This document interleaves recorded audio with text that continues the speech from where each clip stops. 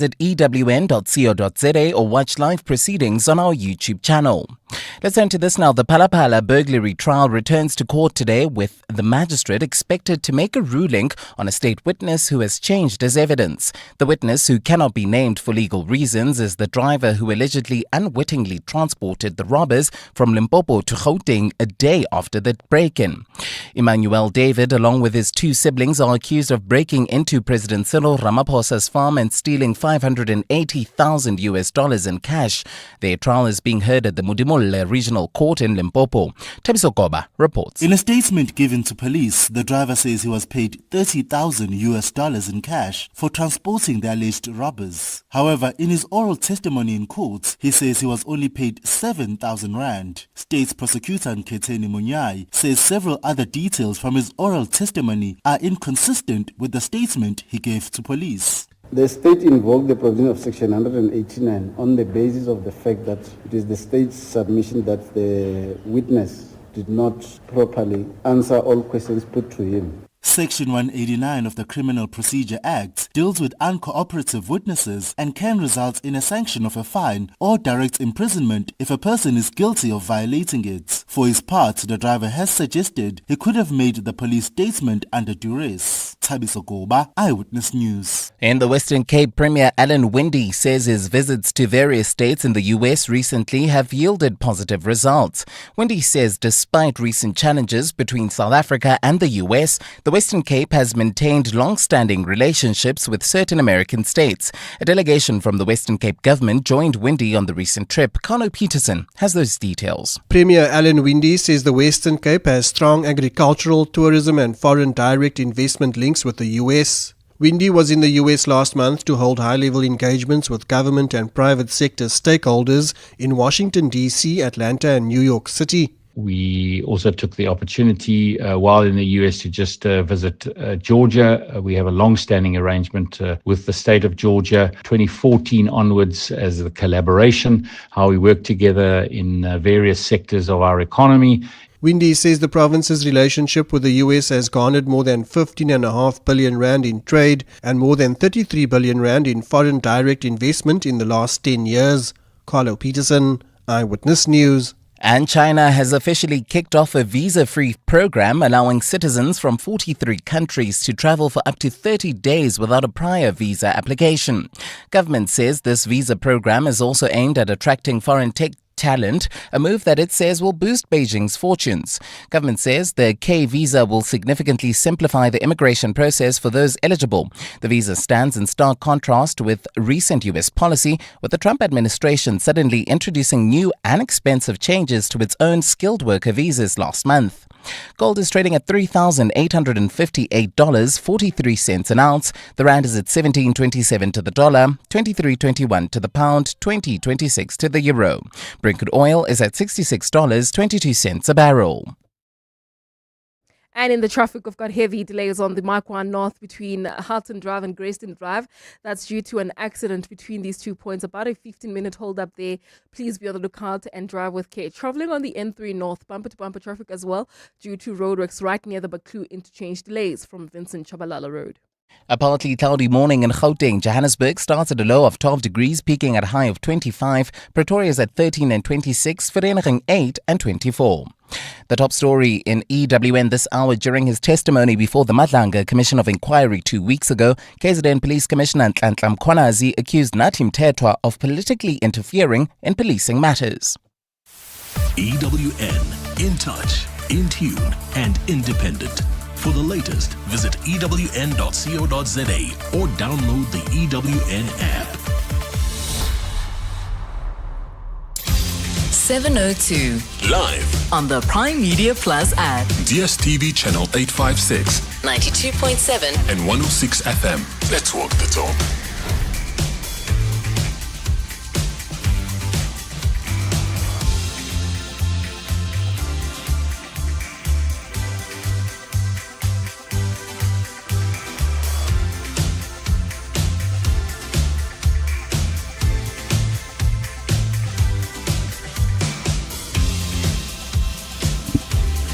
Seven minutes after 9 o'clock. o'clock. You are on 702. Thanks very much for joining us. My name is Thabo Shola Mashao.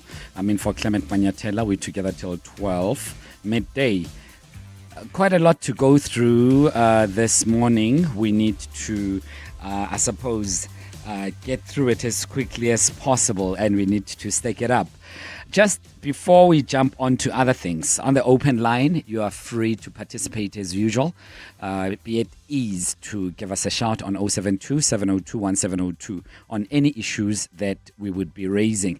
On that number, you can leave your voice notes and you can also leave your text messages. I'm truly thrilled to be with you and spending time with you because we've got quite a lot to discuss. I mean, I don't know if you saw that clip or if you're watching CNN or any other of the international outlets, media outlets, where Pete Hegseth, I should say, who is the Secretary of War. Remember the department, we did speak about it on the show when we said that the military Department of Defense in the US was changed to the Department of War, right? So the Secretary of War, their version of Minister of Defense, was speaking to generals who had gathered from all corners of the USA and all senior army people. They put them in one room and the president addressed them, but the secretary also had to give his views around what they should look like and what his impression of the military is. And he was pushing, Pete Hegseth, that is, he was saying that, and I quote, "The sooner we have the right people, the sooner we can advance the right policies. But if the words I'm speaking to you today are making your heart sink, then you should do the honorable thing and resign." Which words are those, amongst others? He was saying to them that they should be in good physical shape.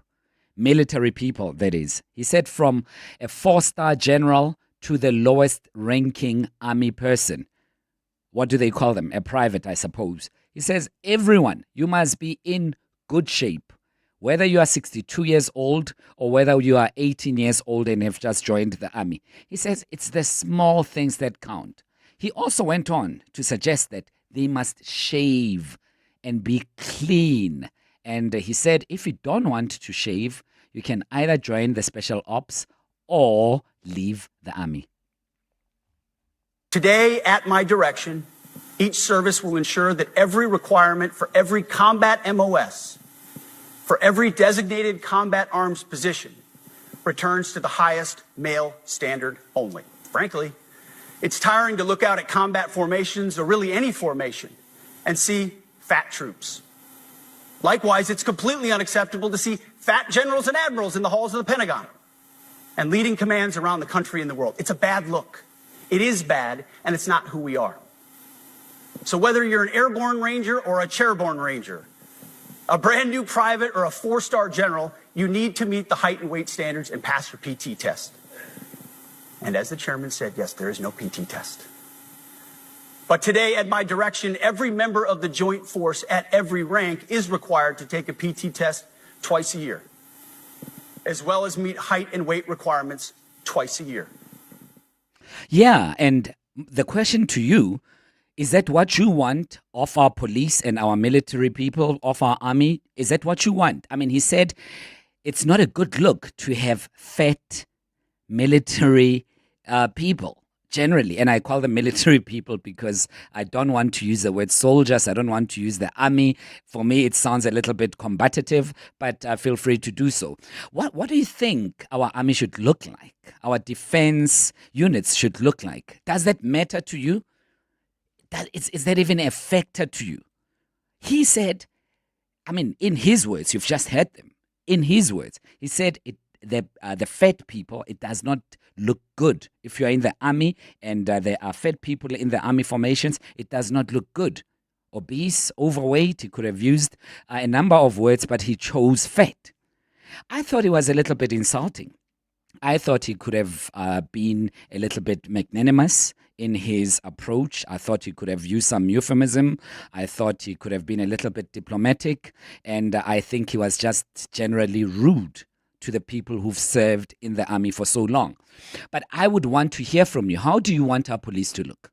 Do you agree with Pete Hegseth, the Secretary of War in the US? Is that what you want for us in South Africa? Do you look at our police? Do you look at our army? Do you look at our metro police? And you're thinking, we need physical training every single morning. They need to be in better shape. The uniform with buttons that are about to pop does not really serve the cause. It does not give that look of confidence in our security cluster. I'd love to hear from you. 011-883-0702. So that's one issue that I thought I should bring onto the table. The other issue, I mean, it's quite a sad one. Nathi Mthethwa is no more. You heard yesterday that he passed on under very sketchy circumstances, and the French police are still investigating. So I don't want to also dive into those waters. Speculations have been made. I would steer clear from those until it has been made official as to what the causes were. But he died in France. And they said he was in a 22nd story building, and God knows what happened. But nonetheless, he's no more, and may God rest his soul. I wanted to know from you, because there have been various clips that have come through that have been disturbing, and some of them were on social media, and they were played on social media. And I wanted to find out from you, when people pass on, is it disrespectful to speak about their legacy that is not as glowing as it ought to have been? Please take a listen to this, because this clip was making rounds yesterday on social media, and I'd love to hear your views around it. And then I received a phone call from the Minister of Police, Nathi Mthethwa, commissioners. I went to his residence in Waterkloof.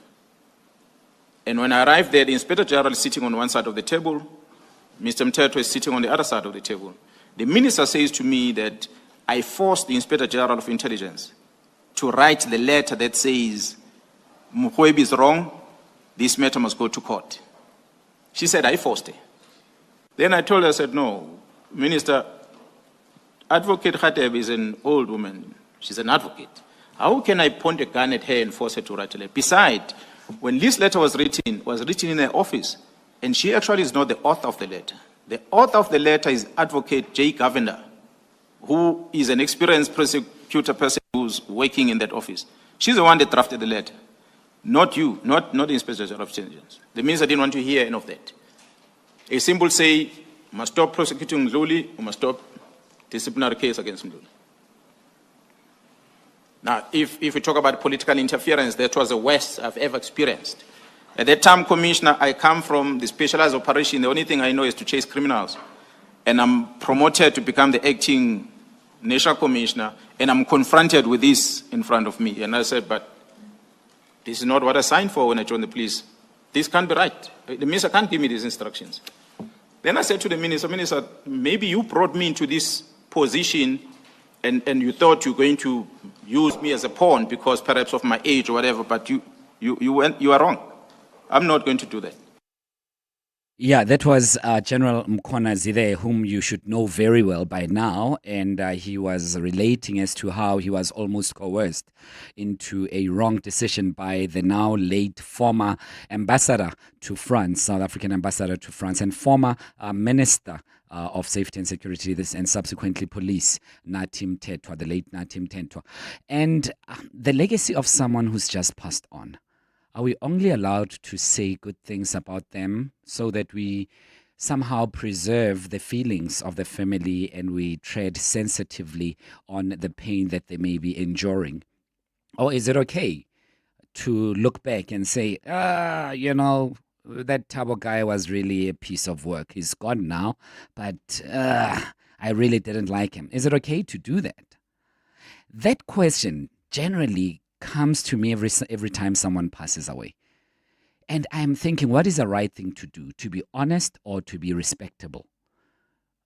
To respect their legacy, whatever it might have been, however you may have differed with it, or do you owe it to yourself also to be honest and say, well, this is what they also did when they were still alive. It was not great. I hated it. And this person was not the best person to walk the soil of the earth. Actually, I think they are the worst. Is it okay, or should we allow the family to mourn first and then come in later? I am not saying in any way, by the way, before I'm deliberately misconstrued, because I know how social media works. I'm not saying General Mkhonazi said that after the passing of Nathi Mthethwa. No, that's not what I'm saying. He said that eons before he passed on, of course, and I'm not saying he was disrespecting the person. No, that's not what I'm saying, just for the record, to be clear. I know how people love manipulating words and getting people to fight over nothing. Then we over-explain ourselves. That's not what I'm saying. I'm just using that as a catalyst to the issue that I had wanted to raise. We have people passing away all the time. And I wanted to find out from you, is it fair for you to tell the truth about how they really were, or should you observe a certain amount of time before you jump into their legacy? So feel free to call on those issues and more. You could be having more matters. Feel free to raise them on 011-883-0702, 011-883-0702. Alternatively, you can send a voice note and your text messages to 072-702-1702. Just quickly, I'm going to come to you. Rudolph, I see your call. Welcome, Tabang, Jonathan, Tsepo. Please hang tight. Let me just tell you quickly what's coming up on the show. Just at about 10 o'clock, we'll look at the role of the opposition parties in Oversight, and this is on the backdrop of the 2 billion rand fraud that was uncovered at Tembisa Hospital. So we'll touch on that just after 10. And then boys falling behind in the quest for gender equality. We'll speak to Murray Payne, who's the Deputy Managing Director and Senior Director of Education and Programs at Sesame Workshop International South Africa, whether we are compromising our boys trying to uplift girls and to be equal to boys. Of course, the historical legacy is unfortunate, but when we're trying to do that, are we then compromising our boys? That conversation will come just after 10:30. Then at 11, listener's choice. How vehicle and roadworthiness can impact your insurance? And we'll speak to some experts around that matter.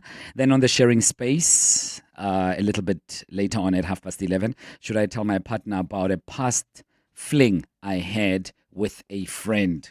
Goodness me, it's going to be fiery. So, Abel, the show has officially begun. 9:19. 702. Let's walk the talk on 92.7 and 106 FM. 011-883-0702. Tabang, thanks for your patience and thanks for holding. You are first caller. Morning. Good morning, Tabo. Morning, sir. Tabo, everything that the Secretary of Defense in USA had said he's absolutely right. Remember, the man was himself a soldier. He fought in Iraq. Yeah. So he knows exactly what is required of a soldier. He knows exactly how being overworked will have an impact on your job. So we need people that are physically fit. We cannot keep being politically correct here, Tabo. If you look at members of the SAPS and SADF, they're just physically they're just not fit for the job. Look at the SAPS police officers, for example, Tabo. They can I can bet you, majority of them will never run even in 1 kilometer. Will never make it through a 1 kilometer run. Yeah. I can guarantee you that there was an incident. There was an incident in Dobson Village, right? Yeah. These police officers were trying to harass me, and I ran. They ran after me, and the next thing they were hemelan. Yeah. Did you go and then hand yourself in after that? No, I was just jogging. Yeah, right? I was just doing a morning jogging, and my morning 10-kilometer jogging. Yeah.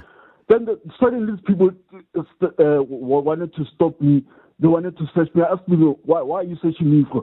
They said, no, it's early in the morning and you're busy running around and there's lots of crime here. And I said, no, you know what? You guys better shoot. You can't just search me for no reason. They started running around me, and then the next thing they were huffing and puffing, and they are just not fit for the job. Yeah. Why Tabang, two things quickly before I let you go, because we've got a number of calls.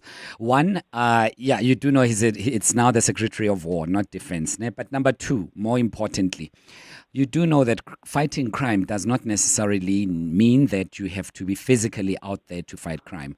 You need intelligence, you need mental sophistication, you need psychological devices, you need digital instruments. It could be that you may not necessarily be physically fit, but you are a support component that is intrinsic to assisting those who are in front, the foot soldiers. So not every single person, not every single policeman in uniform works on the streets and running around people who are very fit like you. You know what I mean? Yeah, but the rest, it started from the bottom. Amen. Let's leave it at that, Tabang. Let's leave it at that. Thank you so much for your call, Tabang. Really appreciate your views. Welcome. You are in Germiston. Hey, welcome. Hi, how are you? I'm trying. Welcome. How are you, man? I am good. Yeah. I like to agree with what the general is saying. Obviously, choice of words can be a bit problematic, but I remember in 2020, Tabo, during COVID, we had restrictions that you couldn't go to the beach and stuff. And there was this video where two police officers from the SAPS are chasing this guy, and they were struggling. I even felt sorry for them because I was like, Jesus, is this where we are now? They were really struggling. That guy even got into his car, drove away, and they just looked in disbelief. And my thing is, there are certain jobs that will require certain skills. Not everybody can be like a scientist because it requires you to be intelligent like that. Yeah. But when it comes to, and you're on the ground and you're a cop or you're security, at the very least, you need to be fit enough to be able to chase after somebody. Yeah, but you see, if you are on the streets, there are many policemen who are in offices working as human resource support, they're working as perhaps intelligence gathering, and they are in IT and many other roles that are very important to crime fighting and combating. But they don't necessarily need to be physically fit for those jobs. They need to be mentally agile. When you're a cop and you see something that is not supposed to be happening, you're in the line of duty, man. Whether you work in the computers or not, you're still in the line of duty. Welcome. Thanks very much. 24 after 9. This is 702 Tower in for Clement. Let's go straight to some of your calls and we'll get to your voice notes in a second. It is Rudolph, right? Rudolph, hi. Welcome. Rudolph. Yes, hello. How are you? I'm free, Rudolph. How are you, man? Good. Look, I do agree with the previous two callers, and I also agree to some extent to you saying that, yes, there's certain jobs. But for me, it trickles more down about setting an example. So if there's people in power and the military, the people that we have to look up to, they must set a standard and an example. We used to look up at our troops and say, yes, they're fighting for our country. And from there, it trickles down to even municipalities being run badly because there's no standard. There's nobody gives a, I don't want to swear, but nobody gives a flying nothing in this country anymore. That's where the problem is. And it starts with something simple like shave, being on time, be in shape, and just do your job. I mean, that's what's bothering the most people. We just need to get back to basics. It's so easy if we can just get back to basics, and we should learn from America. We're always a little bit behind them, but we must learn from them because they went through the whole thing now with the DI and the whole, transsexual things. We should get rid of all of this stuff.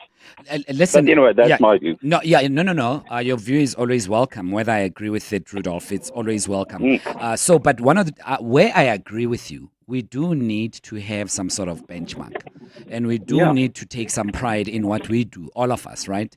But allow me to draw a quick scenario for you. So you've been in the army for 20 years or 30 years, and you end up perhaps being promoted, and your role now does not necessarily require you chasing after criminals or doing any physically straining work.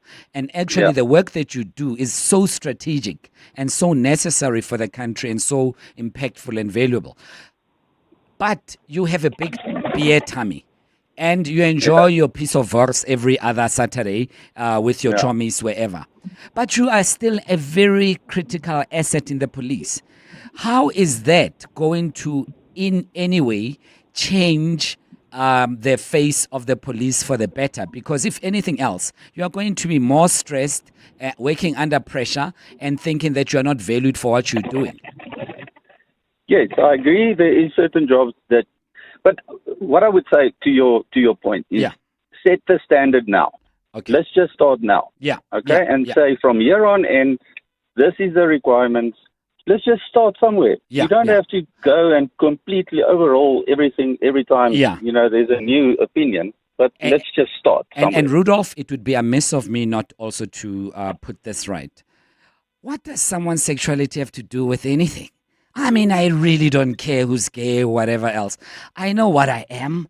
If, Rudolph, you are gay, you are homosexual, what does that have to do with me? Can you catch the criminals? Like you said. So, I mean, if they're transgender people or whoever else, I mean, the community generally joins the army, and the American army was very sensitive about that. And they can shoot, they can catch criminals, they can fight. Why should Thabo and Rudolph care about their sexuality? Why does it even cut the cheese? Look, I don't have any problem with any sexuality with nobody. But if you want to run around in a dress in the army field, it won't work. I mean, let's just be honest. It's stupid. I can't even believe people are debating this matter. What is stupid? Tell me. What is stupid? If you want to be a man dressing like a woman fighting in the army, it's ridiculous. You can't. I mean. But I don't, on the battlefield, I don't even see ladies wearing dresses. Not even ladies wear dresses on the battlefield. Well, everyone wears pants, as far as I know. Yeah. There was a man dressing like changed to a woman that was one of the generals in America. I mean, it's ridiculous. No, Rudolph, that's where I think people's sexuality should just be that. It should just be that. Let people, as long as they can do the job. You and I have agreed. If they can do the job, let them in. Black, white, whatever else. Let them just do the job. Let's judge them on the job at hand. Other stuff are really peripheral. I'd love to hear from you. 072-702-1702. Abel, can we just quickly squeeze in a voice note, if you will, on 072-702-1702? Morning, Thabo. With regards to views about people that have passed on, I feel like people should honestly be honest. If you were not a good person, if there was some bad in your life, why should we lie and make you seem like this great person now? It's not like us praising you after days will take you to heaven or all of a sudden turn you into a good person. People need to be honest. They all know their people. They know the true reality. Why are we lying? Like, for me, honestly, it's the same thing when, Buthelezi died. I felt like as much as a person may have good, but a person also has bad traits. A person has a bad history, and that history affects a lot of people. And I felt that by omitting all of that, people were like almost overlooking the hurt that those people felt. Yes. Every bad, done, and every good done affects someone. And if you were affected by the good, speak on the good. But if you are affected by the bad, you have every right to speak on the bad. We shouldn't lie about the dead. Good morning, Thabo. It's Mongeni from Pretoria.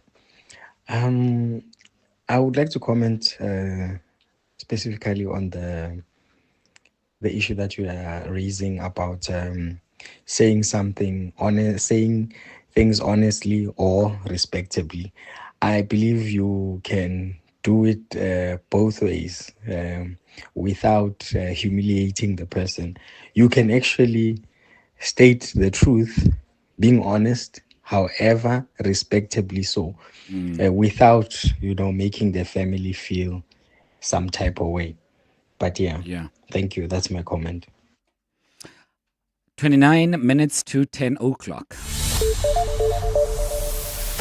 Time for Eyewitness News headlines with Mongezi Koko. Mongezi, hi, welcome.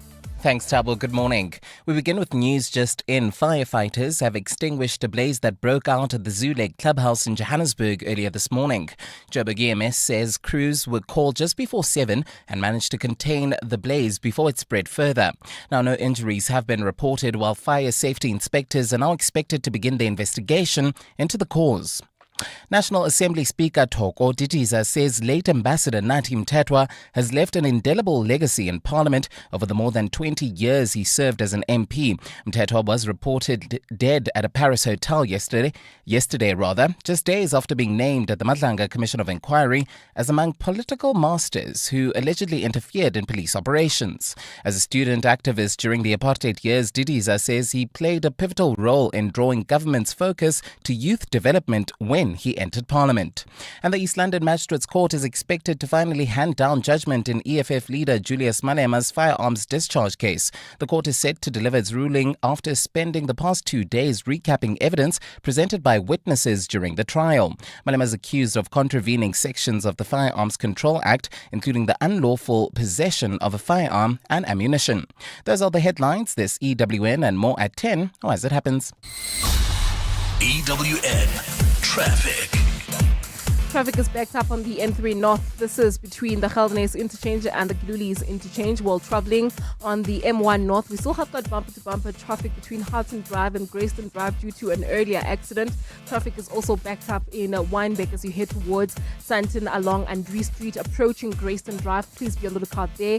Speaking of Sandton, we've got an accident reported on Catherine Street. It happened right near Grayston Drive off-ramp. It's causing delays. And heading towards Sunning Hill, please be on the lookout for roadworks taking place on the N3 North, right near the Baku interchange. Delays from Vincent Chabalala Road. So if you're leaving Alex at this particular moment towards Sunning Hill, do expect about a 15-minute hold up there.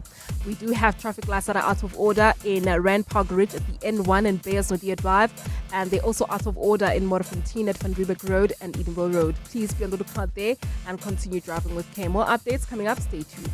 There's more EWN on air, online, and on the EWN app. Africa Milani. Weekday mornings, 4 to 6. Today, as indicated, is World Coffee Day. Sherry, I'm the kind of person who will enjoy a cup, maximum 2 per day, and I always have it in the morning. Is coffee good for you? Research has been showing that a cup of coffee has benefits to your health. Yes, it can be beneficial. I must confess, Sherry, maybe I am a coffee snob, but I will not go anywhere near instant coffee. I really do not. And then there again, it comes into preference as well. Coffee a day, depending on the individual, can look very different. Africa Milani. 4 to 6 on 702. All cars are designed to move. A Mazda is crafted to move you. Every line, every detail, form in motion, beauty with purpose. So that when you drive, you connect. Car and driver become one. One rhythm. Builds, holds, breaks free. The feeling will find you. Mazda. Wonder awaits. Ready, jet, go! 2 fully paid trips to the Abu Dhabi Motor Racing Spectacular must be won in the thrilling new JetX competition exclusive to Hollywood Bets. An unforgettable experience awaits on one of the fastest circuits on the planet, with the world's top drivers battling for supremacy. To stand a chance to win, bet 10 Rand or more on JetX. 1 million Rand in cash is also up for grabs. Hollywood Bets. Fly higher with our multiplier. T's and C's apply. Hollywood Sportsbook is a licensed betting operator. No persons under the age of 18 years are permitted to gamble. Winners know when to stop. South African Responsible Gambling Foundation toll-free counseling line 0800 006 008 or WhatsApp help to 076 675 0710. Fellow taxpayers, make tax matters a #1 priority by submitting your personal income tax return by the 20th of October 2025 deadline. Once your tax return is submitted, you'll receive a notice of assessment stipulating if there's any tax-assessed debt due to SARS or not. Should you owe, it's crucial to settle tax obligations on time to avoid any penalties or interest charges. SARS, at your service. 702. Let's walk the talk on 92.7 and 106 FM. 011-883-0702, 011-883-0702. Open line, whatever is on your mind, feel free to share it with us. We've got a couple of voice notes. I do want to go through them, but first, let's take Oscar, who's been holding for quite some time. Thanks for your patience, Oscar. Welcome. Hi, Tabo. How are you? I'm free, Oscar. How are you? Welcome. I'm good, thanks, man. Look, as South Africans, we must be honest. The Secretary General of in USA, as they call it, he's honest and fair. I mean, why at first point in South Africa, if you have to be taken in military or SAPS, you undergo training and fitness tests, and then after that they just let you go just like that. I think even their diet must be monitored. You cannot have a police officer patrolling on our streets every day, weighing up until 180 kg. Our criminals in South Africa go to gym. Why don't our police officers go to gym? They must all meet at gym every morning. Yeah, I mean, those people are fit, eh? And then you're expecting someone who's weighing 180 to chase them. No, but Oscar, I think what's been said here is that not every single police officer has to chase after criminals. That has to be clear. And he was addressing generals, army generals. Many of them are in strategic positions. They won't even have to jump onto any military vehicle and go and fight wherever. Many of them won't have to. Many of them will be around the Pentagon, strategizing, looking after their various objectives and doing international relations with their with their army generals elsewhere in the world. But I think we should say rather those who are doing physical combat on the ground, they are the ones who need to be fit. That's what we are saying. When we are talking police, we are not talking about the HRs and the clerks and what. No, we are talking about those. But they're still policemen and women. People in HR are still policemen and women. But when we are talking about HR, we are talking about someone that is dressed in a Pringle or Brentwood going to the office. We're talking about those. No, they wear uniform. They wear uniform. Not all of them. Yes, not all of them. So worse off. Go ahead. Look how Ntantam Konas is so fitness. Yeah, he's in good shape. That guy is fit, eh? Yeah. And then you've got a colonel somewhere in Hartis that is weighing 180. Oscar, there's nothing wrong with weighing 180. But I get your point. John, you are in Soweto. Welcome. Hi, Tabo. Morning, sir. Good morning. Yeah, look, I disagree with that. I think all police and army must be fit. You know, there are instances where criminals, get into police station to steal guns, Yeah. Pentagon. I mean, they were bombed, by Osama bin Laden's plane. Now, if they are not the police and the army must be combat ready. You look at our metro police, at our subs. I mean, they are so unfit. I'm fitter than them, But these are people who are supposed to reinforce the law and protect the country and the communities. As the previous caller said, our criminals are very, very fit because they've got the money, they can subscribe to gyms and so forth. Now, no. Look, I think, number one, I agree with the American guy, and that is their standard. Why is that an issue for us? It shouldn't be. Every country, every army has got their own standards. Now, Tina, we always want to set our own standards that are not tested. If you go to Spain, if you go to the UK, police and army are very fit. Even China and Russia. Why do we want the matter in our army and police? No, they must be fit. Yeah, stomach out, chest out. Stomach in, chest out. John. Absolutely. Thank you. Thanks very much, John. Stomach in, chest out. 19 minutes to 11 o'clock. Let's take Simon, then go to the voice notes, Abel. Simon in Pretoria, hey. Yes, everybody who's wearing, good morning. Morning, Any sir. person who's wearing him a soldier, policeman, or Come again. I think we have a bit of a problem with your line. I lost you for a second. just saying, every person who's wearing a uniform, Yes. police, soldier, or traffic officer Yeah. must be fit. Because that job requires total fitness. If you are not part of it. And it should be part of the conditions of employment. And if it's not adhered to, then you are breaking your own rules. Yeah, We well, cannot live in a society where people who are supposed to be protecting the country are unfit. So imagine if you have been treated by a doctor who is mentally not okay, then that's the problem. I'm sorry. there's a difference. There's a difference. Simon, there's a difference. That would mean that someone is not well. Being unfit does not mean that you're sick. It does not necessarily mean that you're sick. But being mentally... Being unfit, yeah. but now, you're not mentally fit, but if you're not fit, is it part of Simon, we have to leave it at that. The line is not doing justice to you, but I get your call. I get your take on this, and I take it. I'd love to hear from you. Honestly, it could be that you're a policeman, policewoman. It could be that you're in an army. It could be that you're in the defense force, or you work in the security cluster. Let me hear your view. Because these are your colleagues. We are speaking directly about you and your colleagues and your friends and your superiors and your subordinates. I want to hear from you, especially if you're in an army, especially if you're in the police service. I'd love to hear from you. Maybe change your name, change your voice, disguise it a little bit. You don't want your seniors to hear you. Does it make a difference if someone who is working in IT with you is not fit and they're a policeman or woman? Does it in any way affect your morale? Does it affect the work that you do as a policeman, as an officer? Does it do anything to you? I'd love to hear. Let's hear from the cops, please. If you're a cop, let us know. 011-883-0702, 072-702-1702. Let's go straight to your voice notes.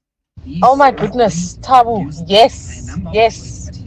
Can we enforce that with our cops, with our army? Like, can we instill some discipline in South Africa? That's the problem.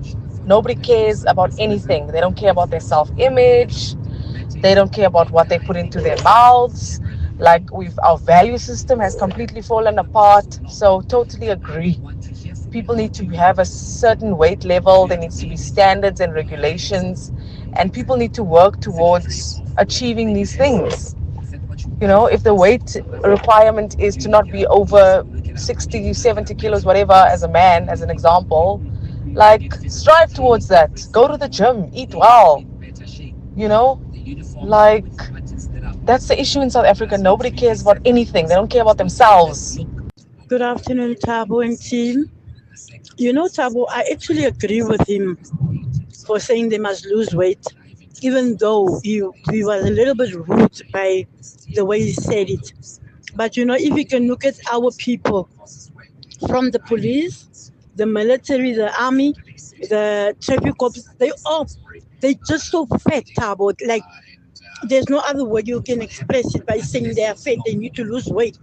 Or they must tell them, you know what, if you come to a certain size, I don't know. Because if they get robbed now, how are they going to run? Because they can't even run.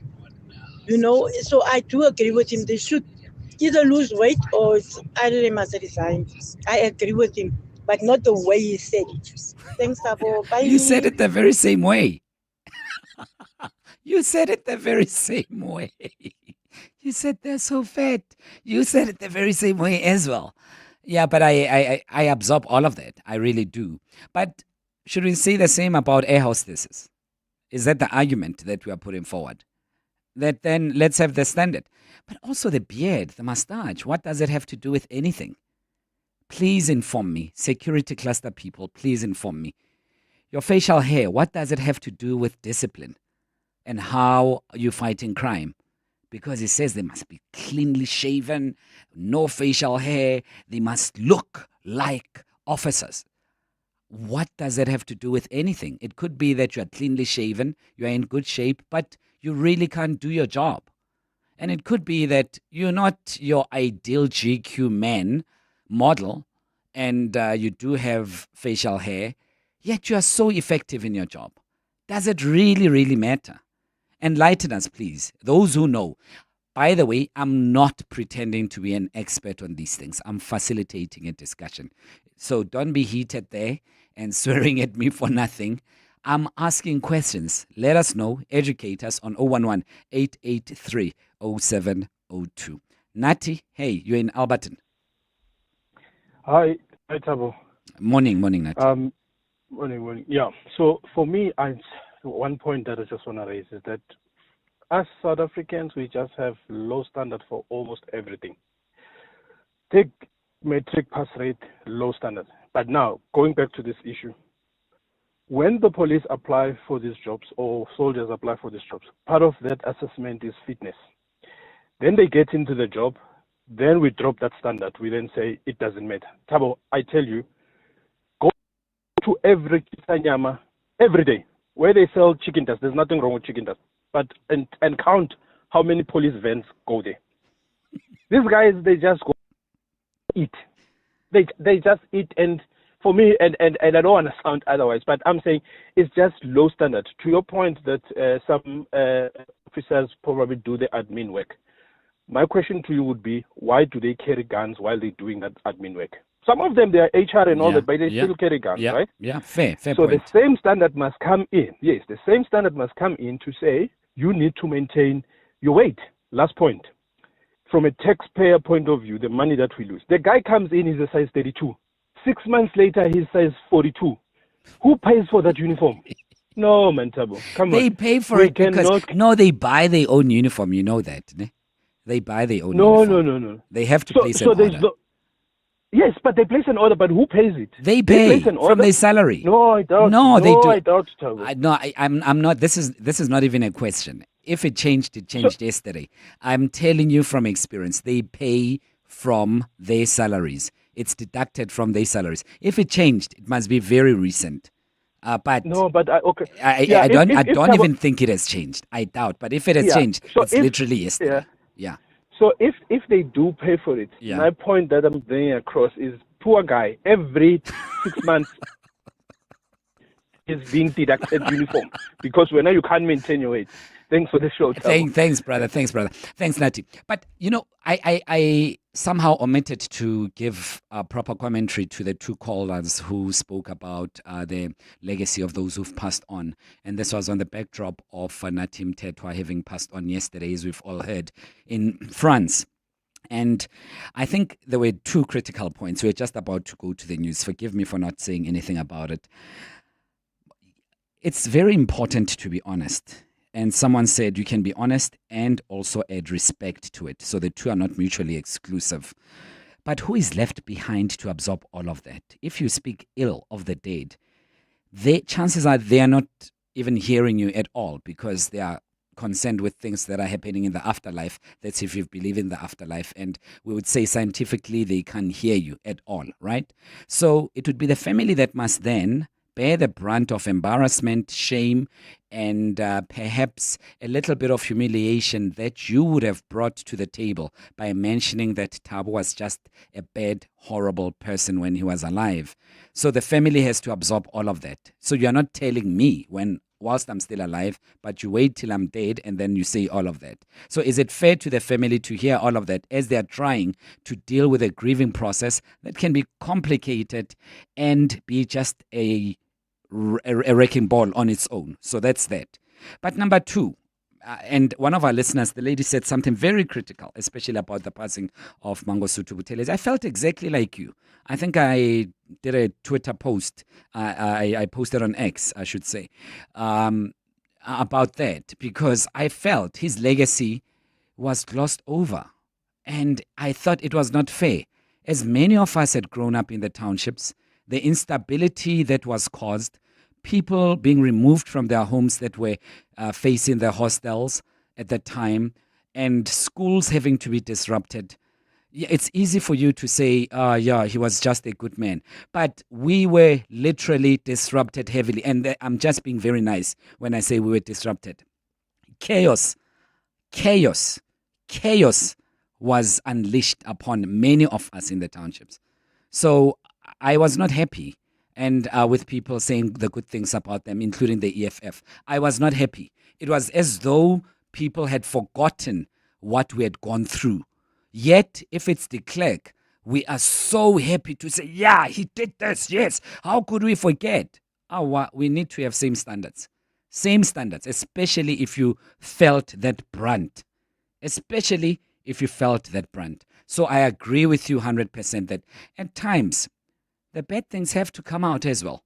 However uncomfortable, the bad things have to come out. It has to be said. I've said it to my friends and to those around me and those who get to listen that one day when I pass away, I wouldn't mind when people stand up and say, hey, what a nasty monster that Shole Mashao was. I wouldn't mind at all. I would really appreciate that, because then it would mean that some people are honest. And of course, honesty doesn't only mean bad things. There would be those who would say, what an angel. Oh my goodness me. He was definitely handcrafted by God himself. What an angel. And that is still true. The other does not cancel the first one. 011-883-0702. Who's been here? Buitumelo. Let's go straight to you. Buitumelo and Westine. Hi. Hi, Tabo. Welcome. Yeah, I agree with most of the callers. I think our officers, both soldiers and police, can do better. If you look at the private security guards, you seldom see anybody that is overweight. So let's encourage them to sort of do something. I mean, if you were to take your 5-year-old and a police officer that is overweight and say, listen, run around FNB Stadium. The 5-year-old will run the FNB Stadium 10 times before the other one comes back. I mean, really, it's embarrassing, man. Okay. What if they are working in intelligence?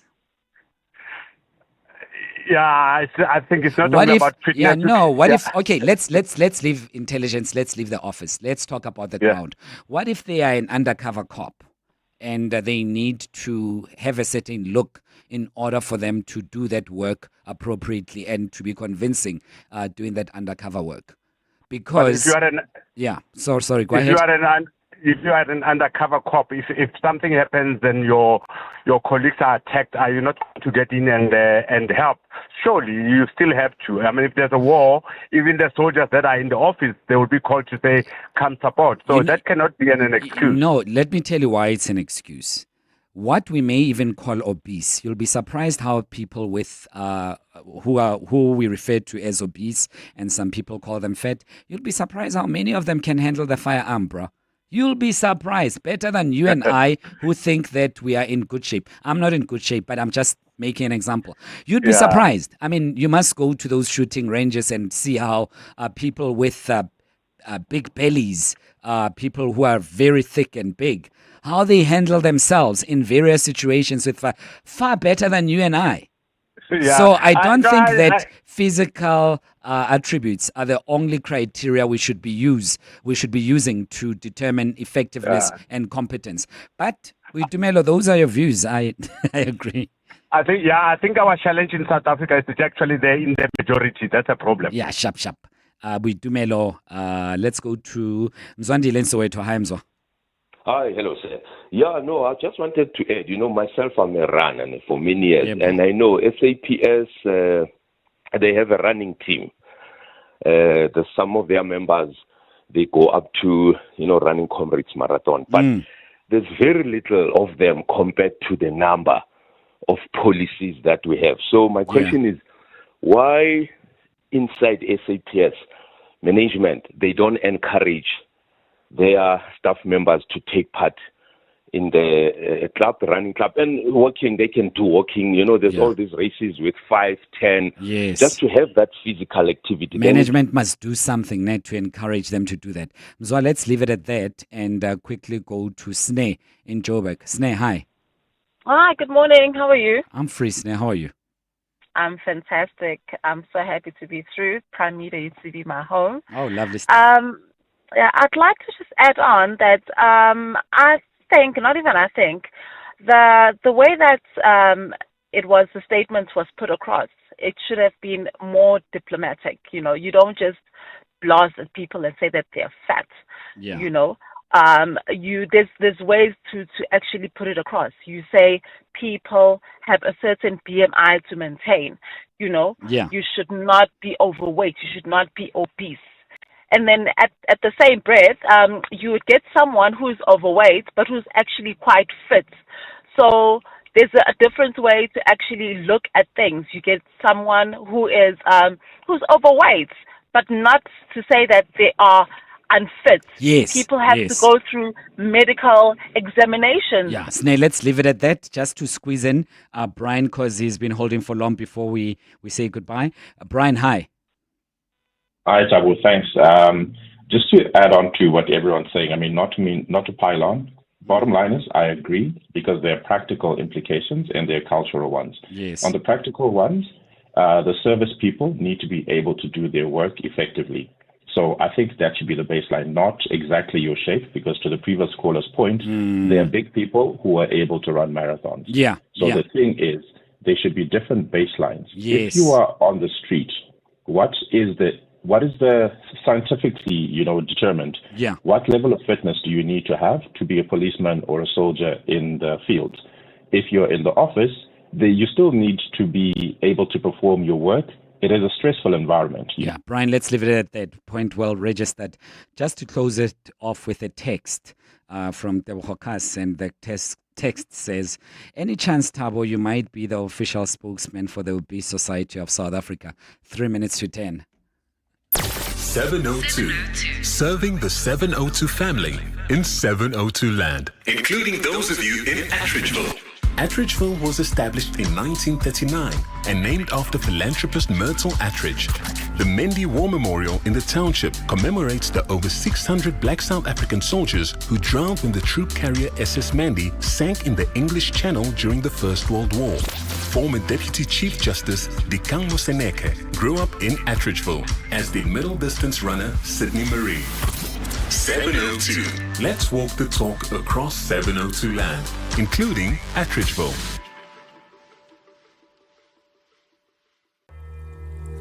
When I say insurance, you say pineapple. Insurance. Pineapple. Insurance. Pineapple. Insurance. Pineapple FSP 48650 is underwritten by Omart Insure Limited, a licensed non-life insurer and authorized FSP. Before a masterpiece takes shape, there's a single line that starts it all, until every curve and every angle reflects the clarity of a single vision. And only then does inspiration take its final form. The all-new Audi A5, designed to inspire. Starting from $14,499 per month with a guaranteed future value. Visit audi.co.za or your nearest dealer for more. T's and C's apply. To walk the talk is to turn words into meaningful actions. And it's what we at 702 are committed to doing every day. We are also committed to following the rules set out by the Broadcasting Complaints Commission's Code of Conduct. To give you balanced programming, fair comments, and accurate news. But if we stumble along the way and you feel we are not living up to the code, let us know on comments@702.co.za. And if after that you're still not happy, you can direct your complaint in writing to the Broadcasting Complaints Commission. Email bccsa@nabsa.co.za. For more, visit bccsa.co.za.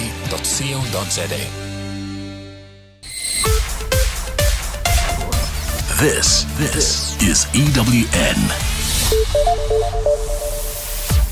Good morning, Monkey Zikoko. We begin with news just in. The Madlanga Commission of Inquiry will not sit today after its key witness, crime intelligence boss Dumisani Khumalo, left the venue due to alleged ill health. Khumalo has been testifying before the commission since Monday. Now, Commission Chair Justice Mbuyiseli Madlanga informed the public that Khumalo was present at the Bridget Mabandla Justice College this morning, but left after he began feeling ill. As you can see, General Khumalo is not at his seat this morning.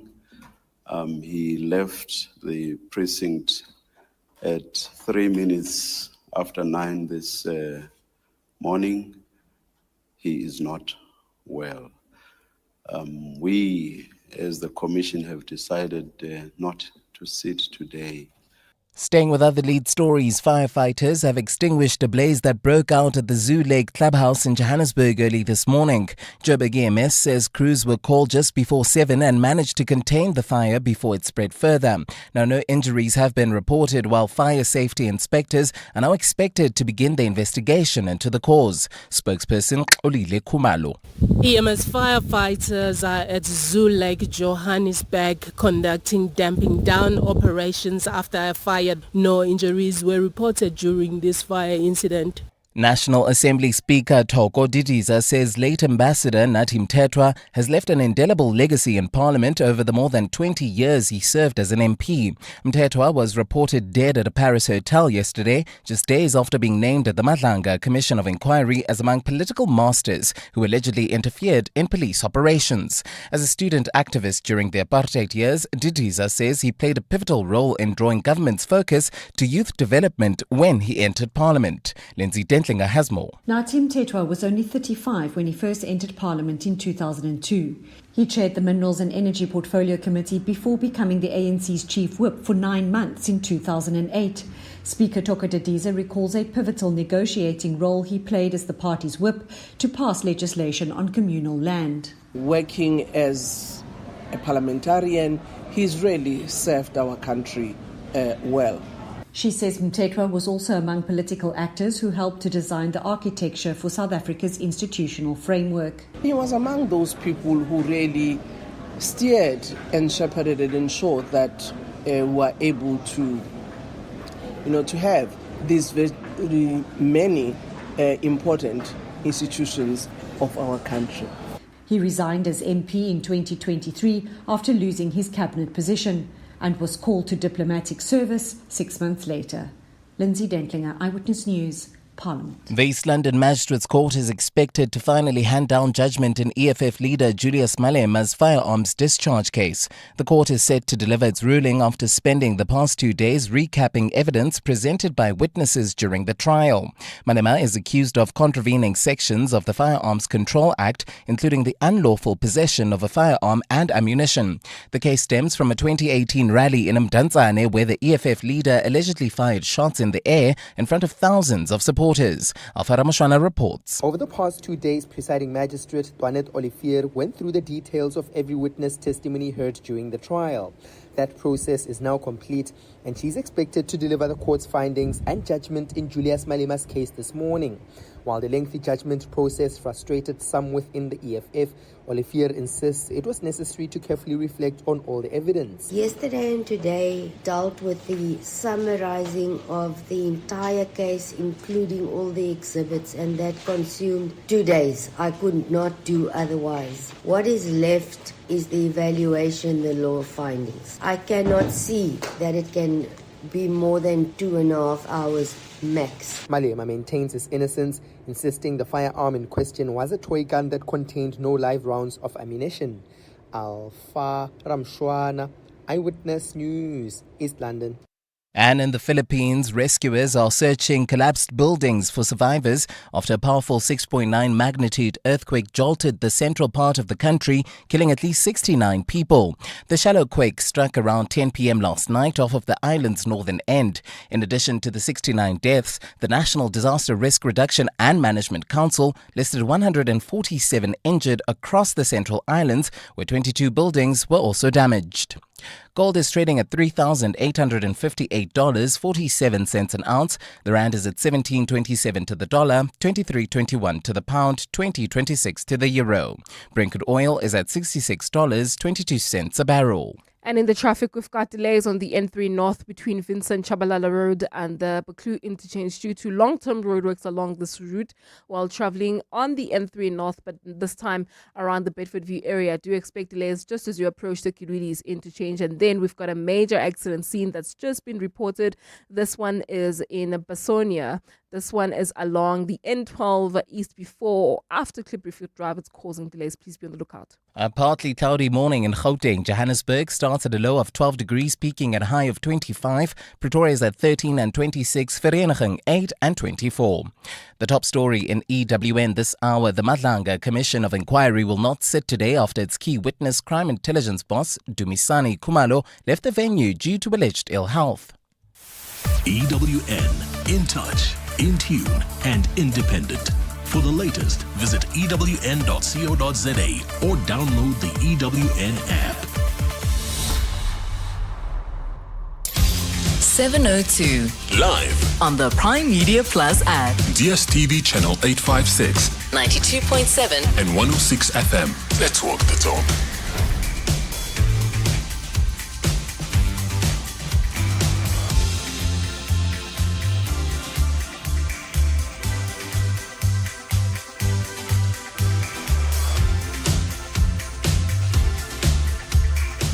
Six minutes after 10 o'clock, you're on 702 Thabo in for Clement, together with you till 12. Great having you with us.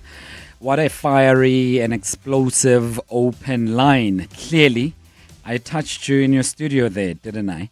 And we were just reflecting on the open line about the Secretary of War, Pete Hegseth, who was just giving some of his assertions to the military leaders that were gathered yesterday prior to the president speaking to them.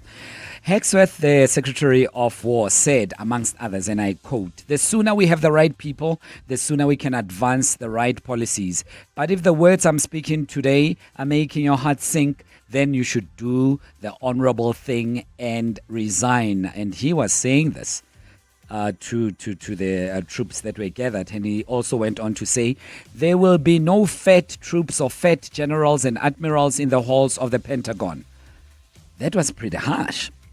So I asked you, is that okay with you if the same is applied in South Africa? What do you think about the physique of our army generals, army privates, those involved in potential combat, those in the security cluster, the South African Police Service, Metro Police Service? What do you think? What do you think their physical attributes should be? Yep, you gave me an earful, didn't you? So thanks very much for that. But in this hour, we'll deal with two things. And one of them has to do with what we've been touching on since a day or two ago. That 2 billion rand that landed in the hands of those who are not supposed to be receiving it. Yep, I'm talking about Tembisa Hospital saga, where the Special Investigating Unit revealed that syndicates siphoned 2 billion rands from Tembisa Hospital through fraudulent tenders. And the SIU released an interim report detailing its investigation into corruption at that particular hospital. 9 minutes after 10. Let's walk the talk. 702. So we wanted to find out about the role of the opposition parties in doing their oversight work, especially on this issue specifically. What is it that opposition parties are going to do? How are they going to press those in authorities, especially the executive, to make sure that there is some semblance of justice in this regard? About this 2 billion rand that was uncovered. And so we've invited to join us Jack Bloom, DA's Gauteng Health spokesperson. Jack, thanks for your time. Really appreciate it. Always a pleasure talking to you. Good morning. Good to be with you. Dumisani Baleni is our guest, and Dumisani is EFF Gauteng spokesperson. Dumisani, lovely talking to you. I'm glad that you made time to join us. Welcome. Thank you very much, Thabo, and greetings to the listeners. I'll go straight to you, Dumisani. We know the story. We ventilated on it ad nauseum here on 702 and I'm sure elsewhere. And a lot of people felt that we are going to forget about this moving forward. But as opposition parties, your role as far as holding the executive to account, where is it going to start? I mean, from now on, does the EFF have a plan to press on the cons of those in the executive? Well, thank you, Ratao. I think first of all, we need to mention the fact that throughout the processes of Tembisa Hospital, different political organizations have been calling for the executive to account, calling for the officials of the hospital to account. So the EFF has been one of the organizations that has been the most vocal in terms of the Tembisa Hospital heist saga. And therefore, we've been raising our issues with the Premier and with the MEC of Health at the legislature, but we've also been, visiting hospitals as well as form of highlighting the issues that are taking place, whereas people are busy looting on the other side. So the EFF will continue on where it has been, advocating in terms of calling for accountability. Pressing in the legislature, calling on the South Africans to be able to speak up, but also pressing on the police and the executive at the national level to be able to call and come down and hold these people accountable. Yeah. One thing the EFF has been mentioning, that just a quick one, was that throughout the process of Tembisa, we've been calling that there's 3 individuals that have not been arrested, there's no steps that have been taken on them who have benefited the most, the Mazibuko, the Morgan Maumela, and the Stefan Govindraju, who have benefited the most in Tembisa Hospital. And that has been our worry, that we are going to catch the 6 who admitted to have killed Babita Diokoran. We have seen a few of officials being, scapegoated, or some of them said to be removed or disciplined, even though they had already been out of the hospital. But we don't see the steps being taken when it comes to the kingpins and the orchestrators of the heist. Thanks for that, Dumisani. Jack, let's quickly come to you. What's at stake here, really? I mean, we throw around the number 2 billion rands, but there are serious implications behind. It simply means that systems are broken, and they've been broken for quite a while. What is really at play here, and where do we start in this mess? And I suppose the SIU only confirmed what we all had been speaking about for a couple of years now.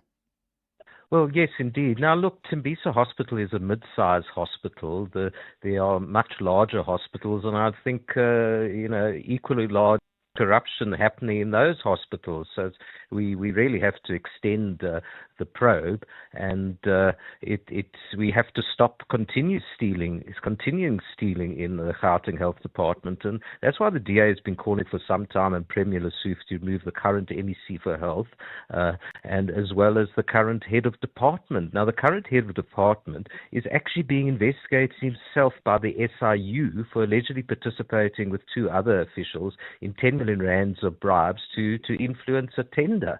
Now, how on earth in a department as contentious as this, with a 67 billion rand budget, the Premier is quite happy to have as head of department someone who himself is being investigated by the SIU. So the implications are vast. There was a credible estimate recently by experts that over the last 10 years, 20 billion rand had been stolen from the Gauteng Health Department. So that means about 2 billion rand a year, which might even be an underestimate. And then, of course, what came out of the SIU investigation is that 2 billion rand was spent from this one hospital over a period of 2 to 3 years, and nothing was delivered. They've got no proof that anything was delivered. It was purely, stealing, and patients didn't benefit from all. Now, imagine if that 2 billion rand was spent at Tembisa Hospital. It'd be a luxury hospital instead of a terrible, overcrowded, broken machinery, long queues, and these people have got Lamborghinis and private boats and massive properties. It's stealing from the poor and the sick and the vulnerable. Before I go to Dumisani quickly, Jack, what instruments do you have at your disposal, especially as opposition parties that ought to be holding the executive to account? And not just as opposition parties, but just doing your parliamentary work as well, because I would assume you South Africans, before you are EFF and DA members. Speak to us about what do you have, what sort of, so to speak, I don't want to say weapons, but instruments that you can use to truly get to the bottom of it. Because South Africans, and I'm asking this not facetiously, because South Africans are genuinely thinking this will be just one of those stories. We'll forget about it. No one is going to be held in account, and we'll move on. And we are speaking for the purposes of filling up some airtime on radio, and that's where it will end. What do you have at your disposal that you can truly push and make sure that there's a positive outcome for South Africa herein?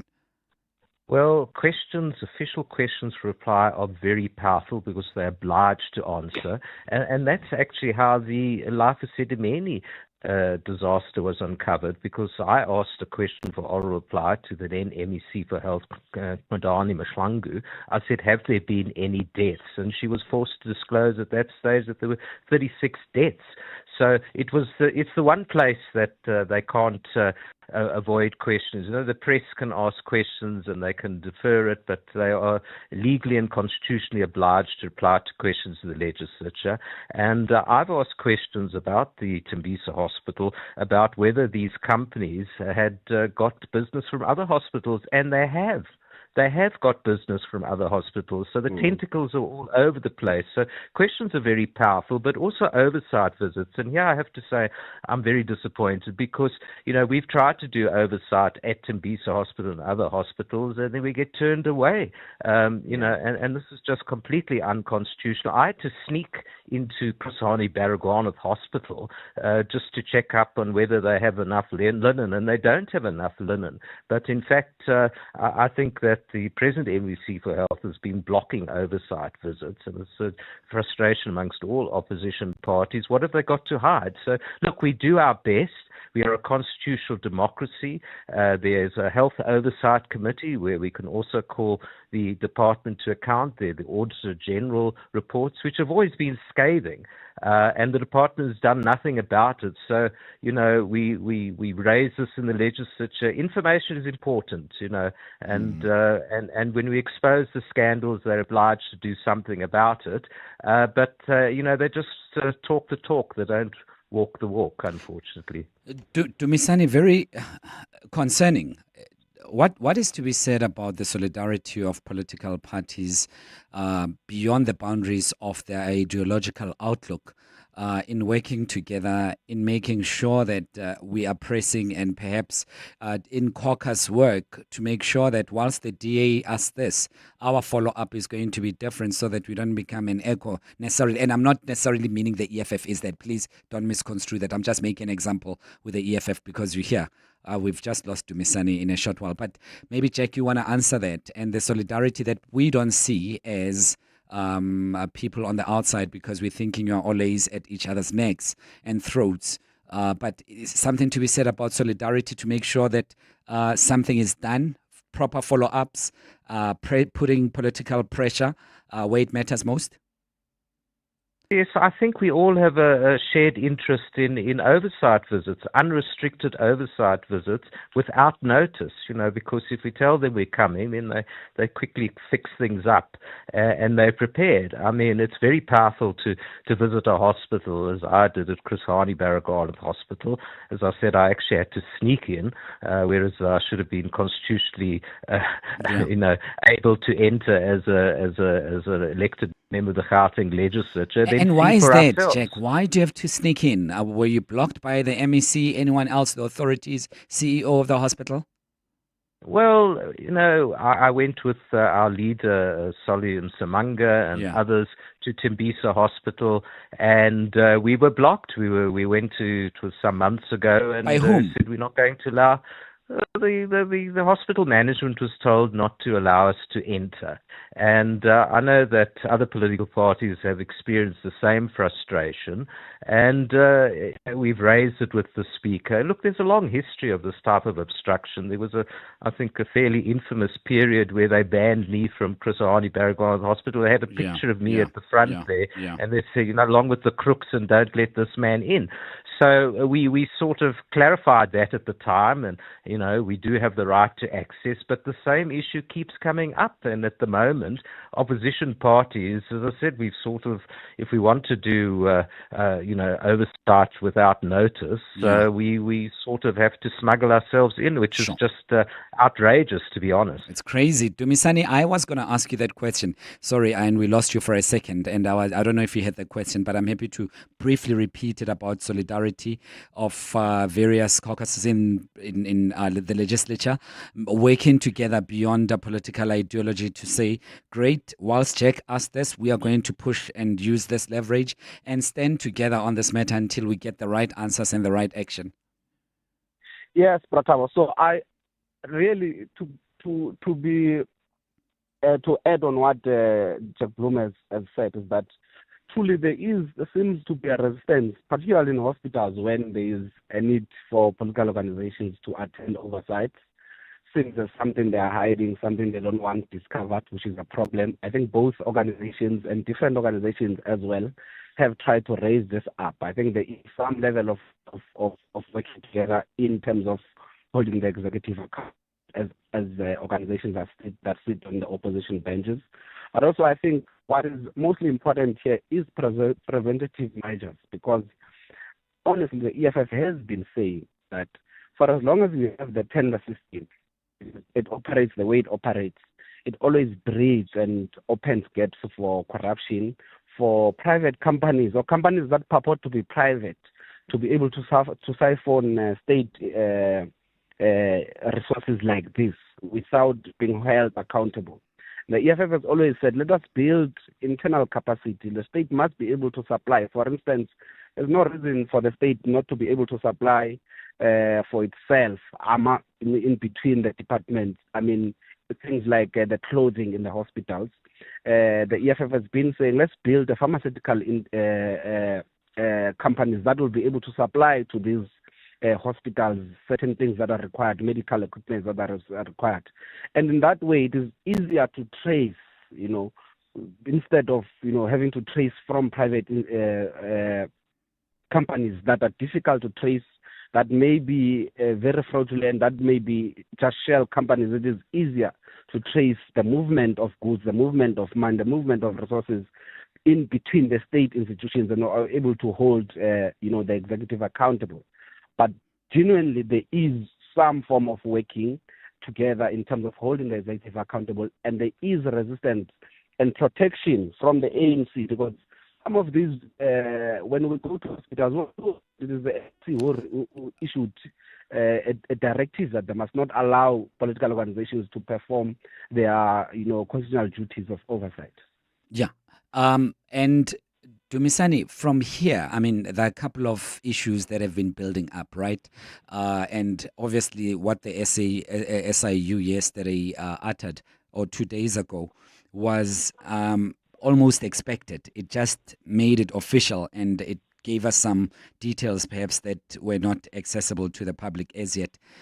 I'm just wondering, the death of Babita Deokaran, who first exposed this, and subsequently the cover-ups that both you and Jack have been speaking about, of being blocked to access the hospitals and so on, the lack of accountability from your colleagues across some of the benches. Have you been doing enough? What else can be done? Because clearly it appears to be business as usual for your colleagues. Well, first, it is correct to say let's continue with the questions for written replies in the legislature. But eventually what is mostly important, which is something we saw in the previous election, is that besides doing the work in the legislature, we are supposed to be able to engage communities, to involve communities, to involve the healthcare organizations, civil society, into raising these things. And Dumisani, the line is just doing us a huge injustice. I don't know if we can try again. We only have a few minutes left. But whilst we're trying perhaps to get you in a better line, because it's crackling and I'm missing out on some key themes that you are raising, let me try just check one more time, and then we'll come back to you to conclude your line of thought. 25 minutes after 10 o'clock, you're on 702, Thabo in for Clement, and we are looking at the role of opposition parties in doing their oversight work in the legislature, to be specific, because of the 200 billion fraud uncovered at Tembisa Hospital. Dumisani Baleni is with EFF, where is EFF Gauteng spokesperson, and Jack Bloom is DA's Gauteng Health spokesperson. Jack, quickly with you, the chairperson of the Gauteng Health Portfolio Committee, Advocate Ezra Letswalo, admitted that there were blind spots in oversight. And I'm just wondering, did someone drop the ball when they were supposed to be making sure that this doesn't happen at all? Or is it just a shift of a blame from his side? Or could there be some validity that the oversight role was not properly undertaken? Oh, yes, the Gauteng Health Committee has got a very important oversight role, and we try to exercise it to the best of our ability. But I don't think the health department is playing ball, you know. They sometimes don't provide information that we've asked them to provide. But the key thing to me is that we need top-level change. That's the problem. I think that the scandals are going to continue at the Gauteng Health Department as long as we continue to have the same MEC and the same head of department. Why do you think anything's going to change? So I think that's the root of the difficulty, is that there need to be top-level changes of the Gauteng Health Department because, oversight committees are very valuable and they can uncover certain things, but they can't change the personnel that are dealing with day-to-day matters. And that's what you saw at Tembisa Hospital. There were these crooked officials. You know, they were bribed basically 122 million rand in total, and one official got 30 million rand as a payoff. So that's the sort of thing that an oversight committee can't do. It's for the executive to do it, and they're not doing it. They're not holding to account. They have every year the Auditor General gives a scathing report. I mean, it's equally bad this year. There's irregular expenditure. The department makes promises, and they don't do what is absolutely necessary. So at the end of the day, the executive, the elected government, has to do what they are supposed to do, and oversight bodies can only do so much, unfortunately. You see, the ultimate power is what the voters have every time there's an election, which is every 5 years. Now, if they don't change the people in charge, they're going to get the same old story. Dumisani, one of the things that has been said by the authorities in Gauteng, including Premier Panyaza Lesufi through his spokesperson Elijah Mhlanga, is that no stone is going to be left unturned. They will fight tooth and nail to make sure that all money is returned, or most of it is returned at least, and there is serious consequence management from the side of the hospital. Is there any faith that our listeners can hold on to, or is it just rhetoric? When you take those words back to them, what happens? How do we then make sure that those are not just words? Well, so the trend has been that Premier Panyaza speaks many things, promises many things, and most of the time he fails to deliver. With the investigations on the senior managers and HODs in Gauteng, still there was it left much to be desired in terms of the actions that were taken. So the people of Gauteng need to at least understand right now that they don't have a government at the executive level that is able to take decisions. The case of Tembisa Hospital has been dragging since 2021. A life was lost. Not that there was no reporting. There was reporting. There was attempts to, inform those above. And that is the problem right now. And therefore, the people of Gauteng as well, that is the point I was trying to make, that we must involve the people of Gauteng. We can try as organizations, but we must involve the people of Gauteng who will eventually have a decisive, voice in terms of who must lead their institutions. Currently, there's no decisions that is satisfactory that will come from the Gauteng department, Gauteng government. They will try, because everything right now is the talk of the town, to make it look like there is action. But eventually, we've seen in many cases that cases like this, there's never people who are accountable. I mean, why are the real people who are known right now not arrested or even brought to question by this time? Or that is what discourages us in terms of trusting what Panyaza Lesufi would have said to the public. Sure. Thank you so much for your time, Dumisani Baleni, who is EFF Gauteng spokesperson, and Dr. Jack Bloom. Apologies, Jack. I learned off your PhD attainment a little while ago. Congratulations are in order. I know you worked very hard for it. I should have mentioned it right at the beginning. Dr. Jack Bloom, really appreciate your time. It's exactly 10:30. Mongezi Koko is standing by to give us the very latest on Eyewitness News headlines. Good morning, Mongezi. That's right, Tabo. Good morning. The East London Magistrates Court is expected to finally hand down judgment in EFF leader Julius Malema's firearms discharge case. Now, the court is set to deliver its ruling after spending the past 2 days recapping evidence presented by witnesses during the trial. Malema is accused of contravening sections of the Firearms Control Act, including unlawful possession of a firearm and ammunition. Firefighters have extinguished a blaze that broke out at Zoo Lake Clubhouse in Johannesburg early this morning. Joburg MS says crews were called just before 7 and managed to contain the fire before it spread further. No injuries have been reported, while fire safety inspectors are now expected to begin their investigations into the cause. And the Department of International Relations says French police probing Nathi Mthethwa's passing have not yet found a cause of death. News of Mthethwa's death broke out yesterday after his body was found at a hotel in Paris. Speaking on 702 Breakfast with Bongani Bingwa, the department's Crispin Peary also revealed that at the time of Mthethwa's passing, he did not have protection details. Those are the headlines. This EWN and more at 11, or as it happens. EWN Traffic. Traveling on the N12 West, we've got bumper-to-bumper traffic. That's in the Basonia area between Komara Street and Klip Rivier Drive. Do expect about a 15-minute hold-up there, while on Xavier Street, some delays reported just as you approach the N12 exit.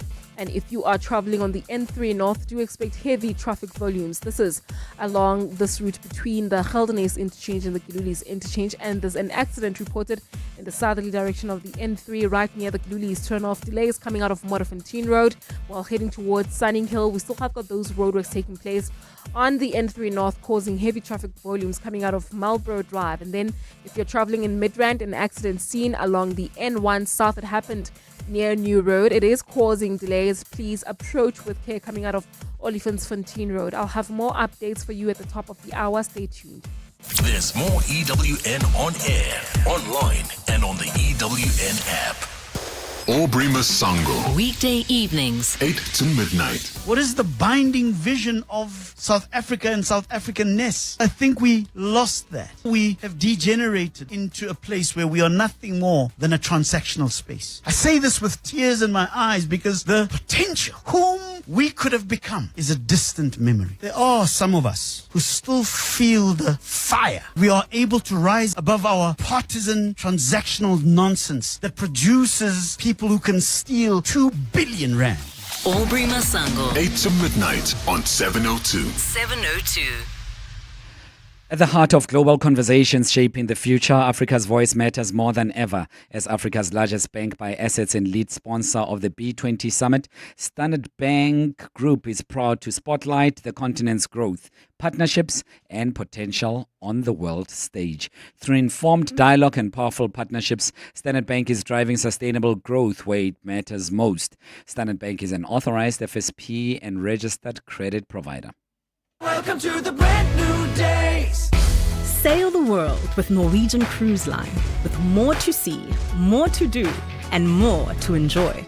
Plus, upgrade your holiday with NCL's More at Sea for premium beverages, specialty dining, and much more. Think international cruising. Think NCL. For the best deals available, visit ncl.com or contact your travel agent. Restrictions apply. Welcome to the brand new days. It's that time of the year. Sneezing, itchy, watery eyes, blocked noses and coughs.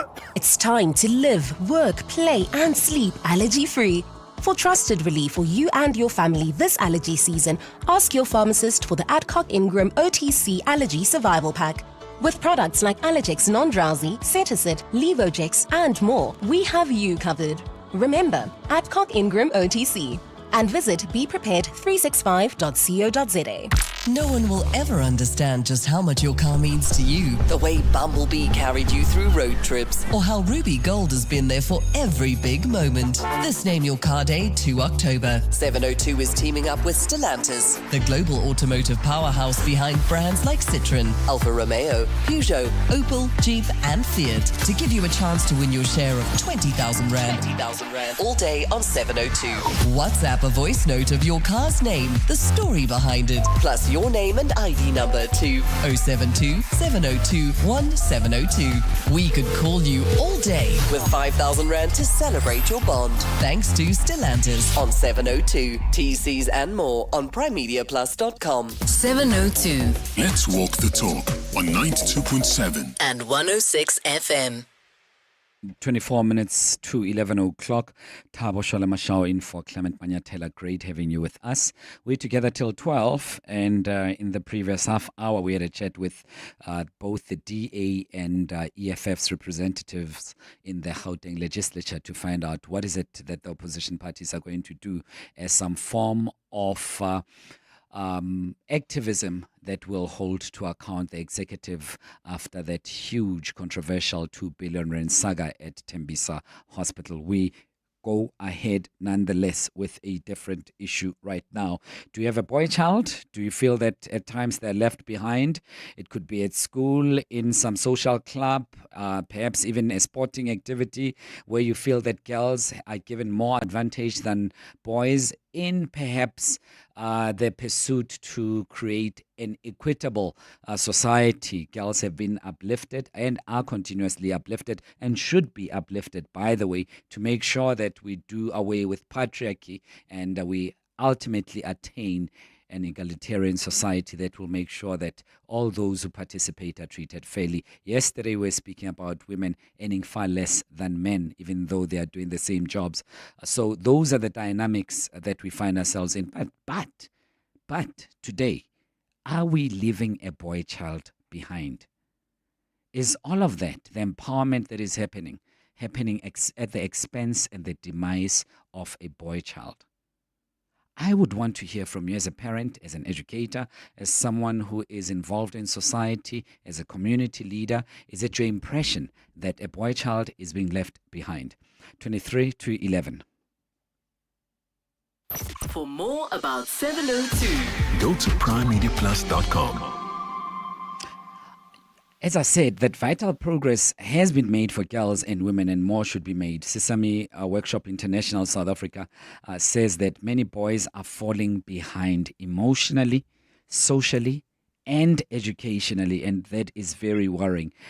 Backed by data, they believe that outdated gender norms are hurting boys, and that inclusive, gender-synchronized approaches can benefit all children and not just one aspect thereof. They have put together an article and they have titled it "The Boys We've Left Behind." These are the co-authors, Erica Yoste and Mari Payne. They say that this isn't about shifting focus from the girls, but rather expanding the circle of care to build a more compassionate, equitable future for everyone. And to truly advance gender equity, we must embrace a holistic approach that includes boys without sidelining girls. And my guests right now, Mari Payne, who's Deputy Managing Director and Senior Director Education and Programs at Sesame Workshop International, South Africa. Mari, thanks for your time. Welcome to 702. Good morning.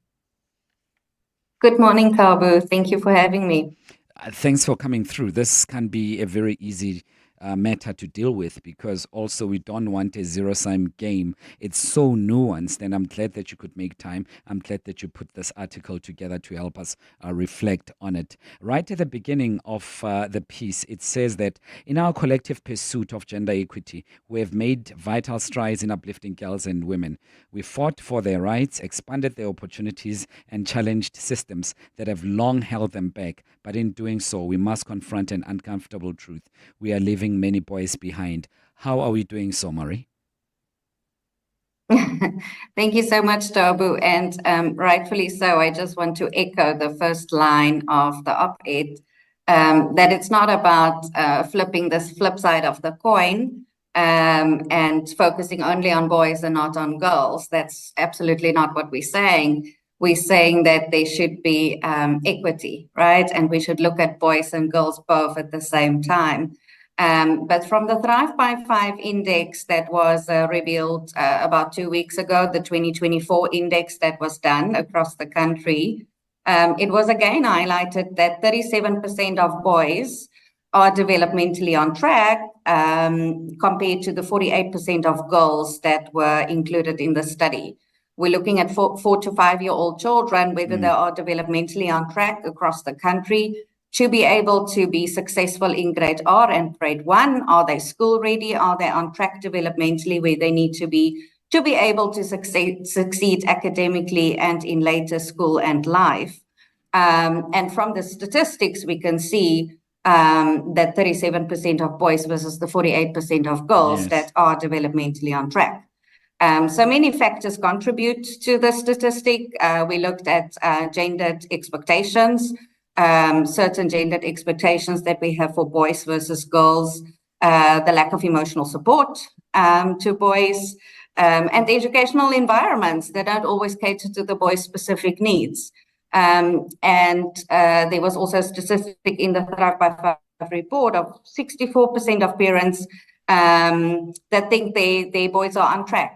And so how parents sometimes overestimate a boy's progress academically while they are then masking underlying struggles and issues that they don't pick up on. So very critical to address this issue as it is based in evidence and data to support the argument.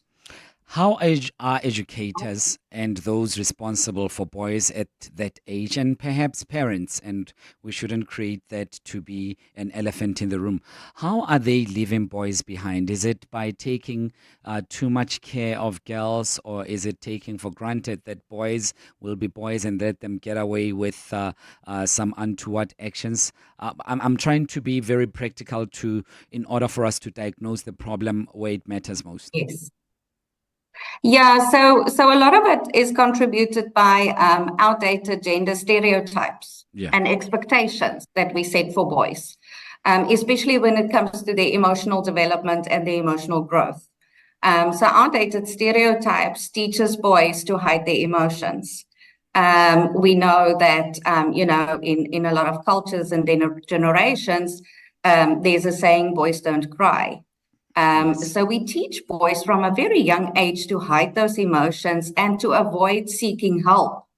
When they are mentally not okay, when they are struggling with something, and to conform to rigid roles in society of men versus women. And this has a severe impact on their emotional growth. It increases their risks for disengagement from learning and from progressing in school. It leads to behavioral issues.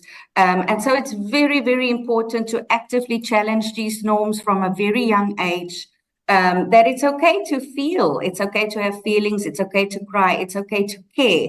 And Takalani Sesame is very prominent and actively challenging these gender norms, especially in our last 2 seasons, season 15 and 16, which is currently on air on SABC, ETV, as well as Showmax. We have specific episodes targeting this gender stereotypical behavior in young children. Has attention been disproportionately moved from the boy child and been cast on the girl child? Yes, so we've seen a lot of focus on women and girls, especially a huge focus on girls' education, which is also very valid because girls have also been left behind in certain countries and in certain cultures across Africa. We've seen that. But the point here is, as I said at the beginning, it's not about raising the bar for the one gender versus the other gender, and need to have that pendulum. You don't want the pendulum to shift too much in the other direction. And so a thriving future for all children. It's not boys or girls. But unfortunately, there was a specific focus on, not unfortunately, it's necessary, a focus on women and girls. As a result, that boys were slightly left behind. So we see a thriving future for all children, regardless of your gender, that promotes inclusive learning environments and support emotional well-being for all children, regardless of their gender, and look at gender transformative messaging, diverse roles, and how we nurture children to be active citizens, regardless of the gender that they're associated with. Initiatives that are exclusively girl-child driven, have they had any impact towards this at all? For instance, take a girl-child to work day. Yeah, so I cannot make that claim, and I cannot make that stake. No, very important work that they also continue to do, especially in certain areas and in certain countries. We know it's very prevalent for girls that haven't been able to access education. So not taking away from the work that they have been doing or are doing, the amazing work that they are doing, keep on doing. So we're not taking anything away. We are just adding. Of course. We are adding the focus on voice as well, but not taking away from any of the good work that all of those organizations have been doing and keep on doing for girls' education as well. Yeah, and that's not the tone or the theme that I would like us to truly overly explain. However, it's very important, Mari, as you can imagine, as we are trying to become better and to do better for both the boy and the girl child, to understand these dynamics very well, as to why is it that of recent the boy child is feeling a little bit left behind. Firstly, what ages are we speaking about specifically? And could there be a threshold that beyond perhaps 15 to 20 years, the boy child doesn't feel like that? It's mainly those under the ages of 15 and below. I'm just trying to get a sense of the market bracket that we are speaking about. Of course. And it's not that the boy child feels left behind. It is based on evidence. It's what we've seen come out of the 5x5 data. As I said earlier, it's 4 to 5-year-old boys in early learning developmental programs that are not developmentally on track to go to school. And much more boys are not developmentally on track versus girls. It's also not across all developmental domains. It's very important to understand that this is a school readiness, developmentally on track or not, that do at 4 to 5-year-old. But it's also not across all developmental domains. There are developmental domains where boys do slightly better than girls, as was found in the study. But the specific areas that came out of the 5x5 was fine motor coordination for boys, executive functioning, as well as emotional readiness. And emotional readiness is very important for a young child as it lays the foundation for all other foundational skills to develop appropriately. So the emotional readiness is really something to focus on. And like I said earlier, it's attributed to gender stereotypical behavior and classification that we put on young boys. I was also somehow brought to, my attention was brought to what you wrote here. And if I were to quote it directly so that I don't mess it up, and I quote, it says, in homes marked by violence, boys often experience double invisibility. The Cullinan et al. 2025 study on boys growing up with violent fathers reveals that boys are rarely supported in making sense of their trauma. Their relationship with abusive fathers are complex, marked by fear, ambivalence, and a longing for connection. Yet, most interventions focus on mothers and daughters, leaving boys to navigate their pain alone. Even at that age? Yes. So, especially when it comes to trauma, around the myths that surrounds male invulnerability and a focus on the mothers and the daughters in trauma intervention programs. And this goes back to my earlier statement where we attribute certain traits and characteristics to boys at a very young age. That boys are not allowed to feel emotions. You're not allowed to be vulnerable. You're not allowed to seek help. You're not allowed to cry. And so studies have shown, this is not me saying this out of the blue, studies that have been done on this specific topic shows that boys living with violent fathers experience more complex emotions. They experience fear and longing for connection, but they rarely receive the help that they need to process that trauma. And so that trauma sits with them, and it takes them longer to heal and to overcome that trauma. And so trauma-informed gender synchronized programming between boys and girls are so needed and especially relevant to address this gap specifically. But studies have shown that they experience more complex emotions and are often not given the necessary help to process that trauma. I'd love to hear from you as someone listening to us right now. It could be that you're a dad or you're a mom. It could be that you're an uncle, an aunt, nephew or cousin, whatever it is your role is. Perhaps you've picked it up and you want to share your views. I'd love to hear from you. Those anecdotes are very important to inform us. Of course, we are looking at studies that offer some empiricism, but it's great to hear from your lived experiences as well. Your anecdotes matter, and your lived experiences and encounters also count for something. Please share your thoughts with us. My guest is Murray Payne, Deputy Managing Director and Senior Director, Education and Programs at Sesame Workshop International, South Africa. Feel free to share your thoughts with us either through a voice note or a text message on 072 702 1702. Alternatively, call us and speak to us directly. Perhaps some of the things that we've been chatting about need a bit of clarity, and you've got a question or two that I didn't deposit. Feel free to do so on 011-883-0702. Are we leaving behind the boys? Is a boy child lagging behind as we are trying to redress imbalances of the past by uplifting a girl child? Share with us. 7 minutes to 11 o'clock. Would want to hear from you. Murray, let's get back to this question.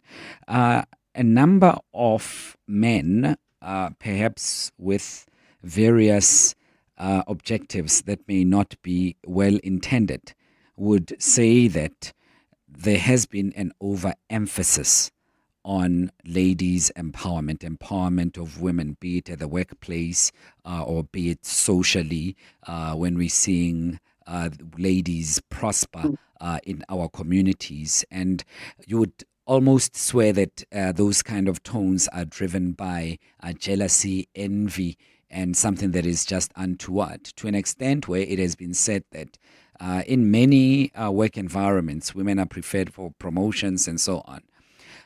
Does that add to the sentiment that may be contrary to creating a cohesive society that we are trying to build? Yeah, very good question, Tabu, and a very complex and diversified topic with different schools of thought. But I think it goes back to what I said earlier in terms of not taking anything away. I think it's really, really important for us to keep that in mind through everything that we do, especially when it comes to gender and other similar topics. Yeah. That we're not taking anything away from anybody. We're not disempowering and empowering, the other one more than this one. Especially from Sesame Workshop South Africa, that's definitely our point of view. Is to have an equal playing field. It's equal. It's equal for boys and girls. Yeah. We're not taking away from girls' programs. We're not taking away from work that are done with women and girl children at all.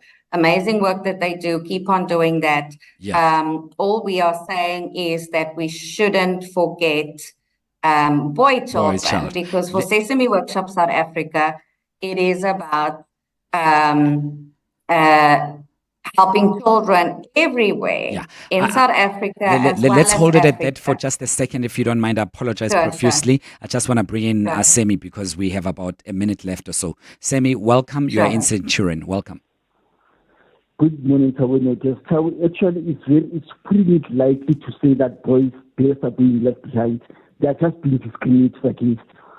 If you look at government's programs during Women's Day and take International Day of the Girl Child, they pump billions into those things.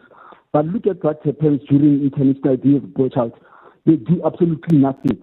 And there's this whole thing of saying the imbalance of the past. This imbalance of the past, Tabu. The women and girls of today's generation, they came from the same base as the men and boys of today's generation. Let's be honest about it, Tabu. Yeah. Semi, the line not very clear, but I think we got the gist of what you were saying. Voice note, Abel 072 702 1702. Hi there. On the subject of the boy child being left behind, this is yet another example of how our society does not know how to define masculinity outside of patriarchal definitions, where it is everything that femininity is not. We do not know how to define masculinity without defining femininity. And to that end, boys would want to continue to prove that they are men and they are masculine by rejecting everything that is feminine, and in fact then continue to hurt themselves down the line. And the teaching and the education, both from family members and from the education system, is reinforcing those ideas as we go. Text message that came on 072 702 1702 says, Thabo, we were criticized when we were concerned about programs such as Take a Girl Child to Work, that we can't use our issues to kids, rather empower both equally, but then we were met with irrational feedback. I'm glad it's now coming to light. We have about 20 seconds, Maria. I love talking to you. We've run out of time. As you close briefly. I echo the previous voice note that came in, that masculinity is often defined by dominance and not by empathy, and by surveillance and not by trust. So I totally agree with the voice note that came in earlier. But in closing, I just want to say that our mission is to help children everywhere to grow smarter, stronger, and kinder. And this isn't just a tagline. It's a call to action that resonates so deeply with the challenges that all our children face today. Mari, I enjoyed talking to you. We should make more time to delve more on these issues. Mari Payne, Deputy Managing Director and Senior Director Education and Programs at Sesame Workshop International, South Africa, 2 to 11. Bongani Bingwa, 702 Breakfast. Weekday mornings, 6 to 9. The awful news that emerged from Paris yesterday, Nathi Mthethwa, our ambassador to France, dying. Can you give us some clarity on the circumstances surrounding his death? As we understand it, he had left home on his way to a cocktail dinner. That's the information that the wife had provided to the French authorities. Can you at least confirm whether it is true or not that he fell from the 22nd floor? At this point, it's definitely not something that we're able to confirm. The more we know, the less we know. Crispin Piri. Bongani Bingwa, 6 to 9. On 702.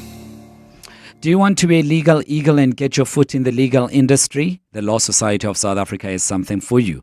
Register a 1-year national certificate in paralegal practice with a preferred legal education institution since 1998 and start your journey as a paralegal today. To register or find out more, visit lssalead.org.za. That's lssalead.org.za. The Law Society of South Africa. Zinzi, the Gen Z. Word on the street is you sold your car. Yes, and I needed a glow up. Hashtag no hustle, no hassle. So wait. The influencer got influenced by We Buy Cars. Oh yeah, no, absolutely. And they came to me. They checked the car, they gave me an offer. Oh, and they paid me immediately. Easier than an Insta Live, without the weird DMs at 2 a.m. I didn't understand half of the things you just said, but hey, We Buy Cars. Geared for the glow up, geared for you. PG Glass Repair, PG Glass Replace. Hi, I'm Komoto, PG Glass Technician. At PG Glass, we keep your windscreen chip-free and crystal clear. Choose PG Glass, quality you can trust. Visit pg.co.za. Josie, my Josie, a city made of swag, passion and resilience. Over here, we rise with the sun, Namateksi.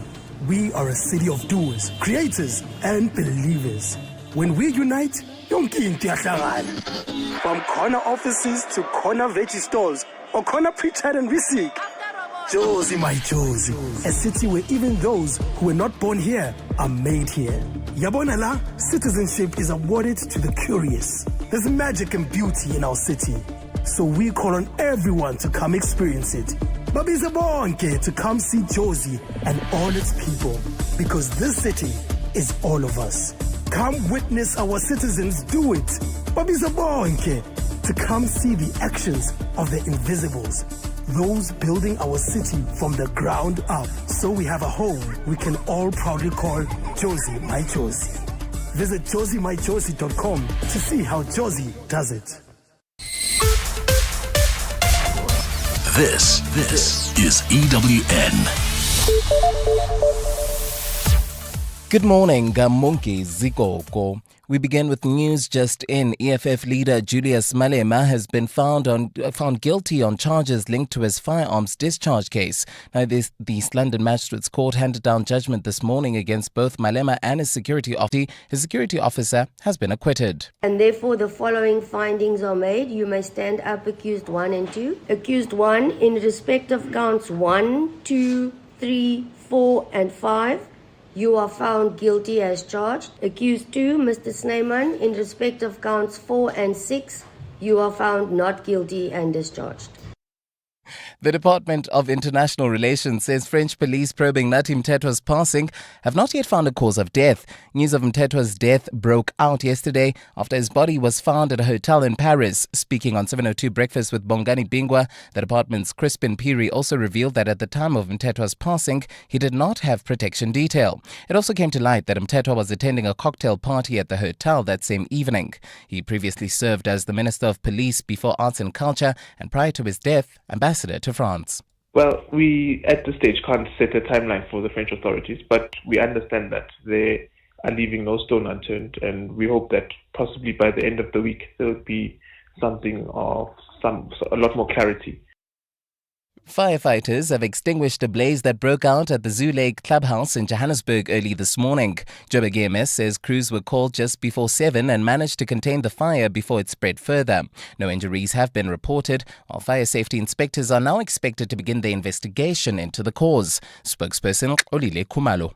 EMS firefighters are at Zoo Lake, Johannesburg, conducting damping down operations after a fire. No injuries were reported during this fire incident. In the Western Cape, Mobility MEC Isaac Sileku has described Kadeta's court application challenging his decision to close certain taxi routes in Cape Town as a waste of time and money. Kadeta has taken Sileku to court for closing down 10 taxi routes and specific lanes at taxi ranks in Mfuleni, Khayelitsha and Somerset West. This follows the killing of at least 10 people in taxi-related shootings in recent weeks, linked to a feud over the closed routes between rivals Xata and Kadeta. Sileku says Kadeta should be focusing its energy on peace talks rather than dragging him to court. Ntutuzelo Nene has more. Mobility MEC Isaac Sileku says should there be no solution reached between Kata and Kodeta to end their feud, he'll be forced to extend the 30-day shutdown currently in place.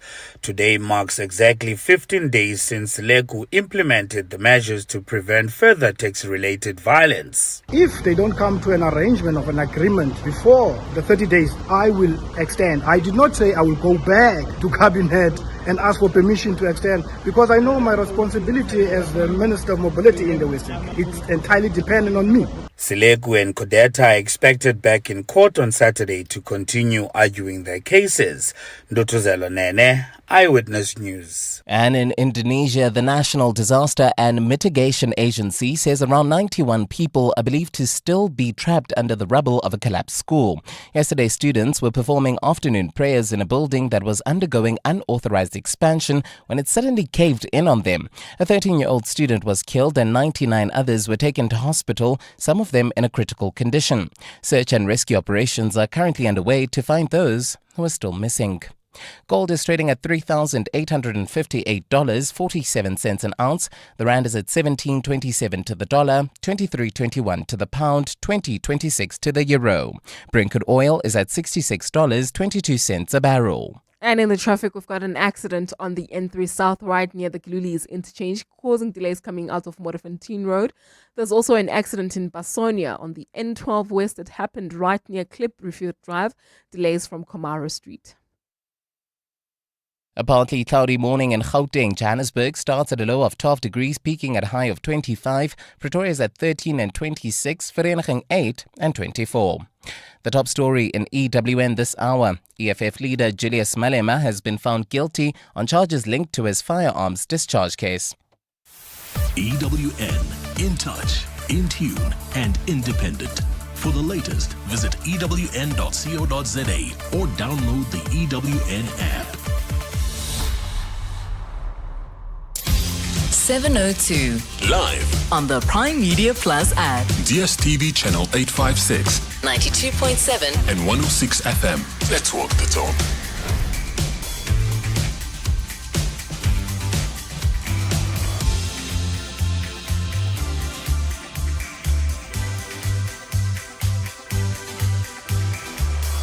Seven minutes after 11 o'clock, you are on 702. Thanks very much for sticking around with us.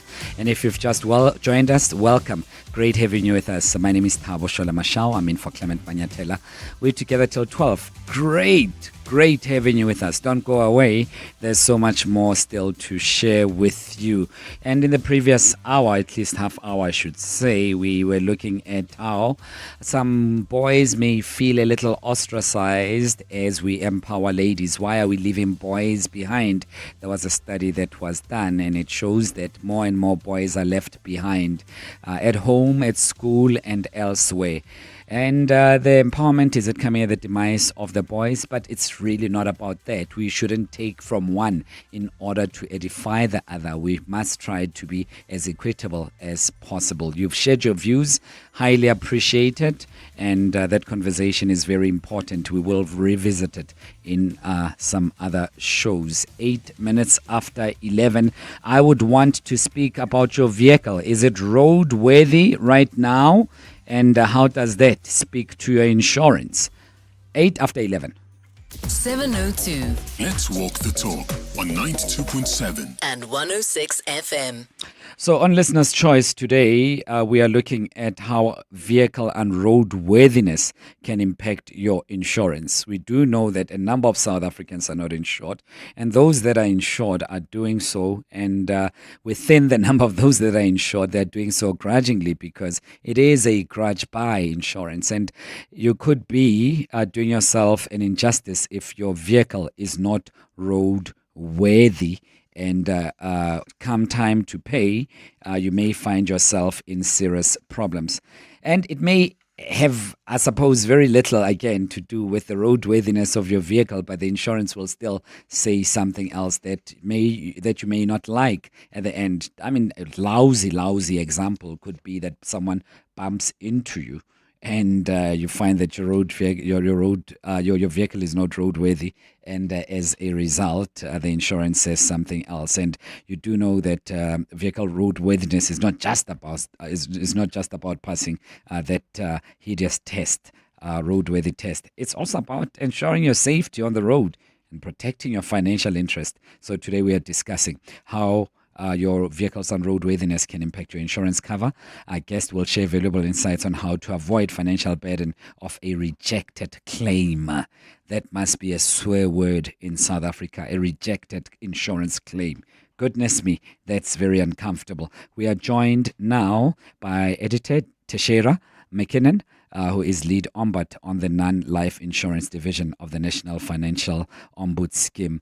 Editor, thanks for your time. Really appreciate it. I'm saying your name quietly because at the back of my mind, I have this feeling that I did not pronounce it properly. Please forgive me. With all respect, forgive me and tell me how to say your name properly.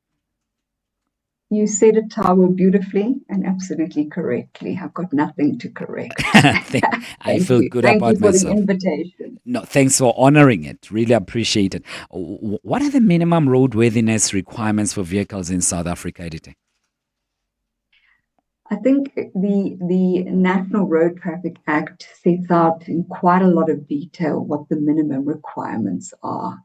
But what we see in our office are claims rejected on the basis of a vehicle not being roadworthy, specifically relating to tires and brakes. And we see this not only in ordinary passenger sedan vehicles, but also with heavy commercial vehicles. So claims involving heavy commercial vehicles. Those are the two main areas of unroadworthiness that we see in our office. I mean, we only really see 10% of all complaints around the country related to non-life insurance, but those are the two areas on a motor vehicle that we see a lot of in our office. I'm also very much concerned, just to go straight to the jugular, that insurers are within their rights to reject a claim when a vehicle's unroadworthiness causes an accident.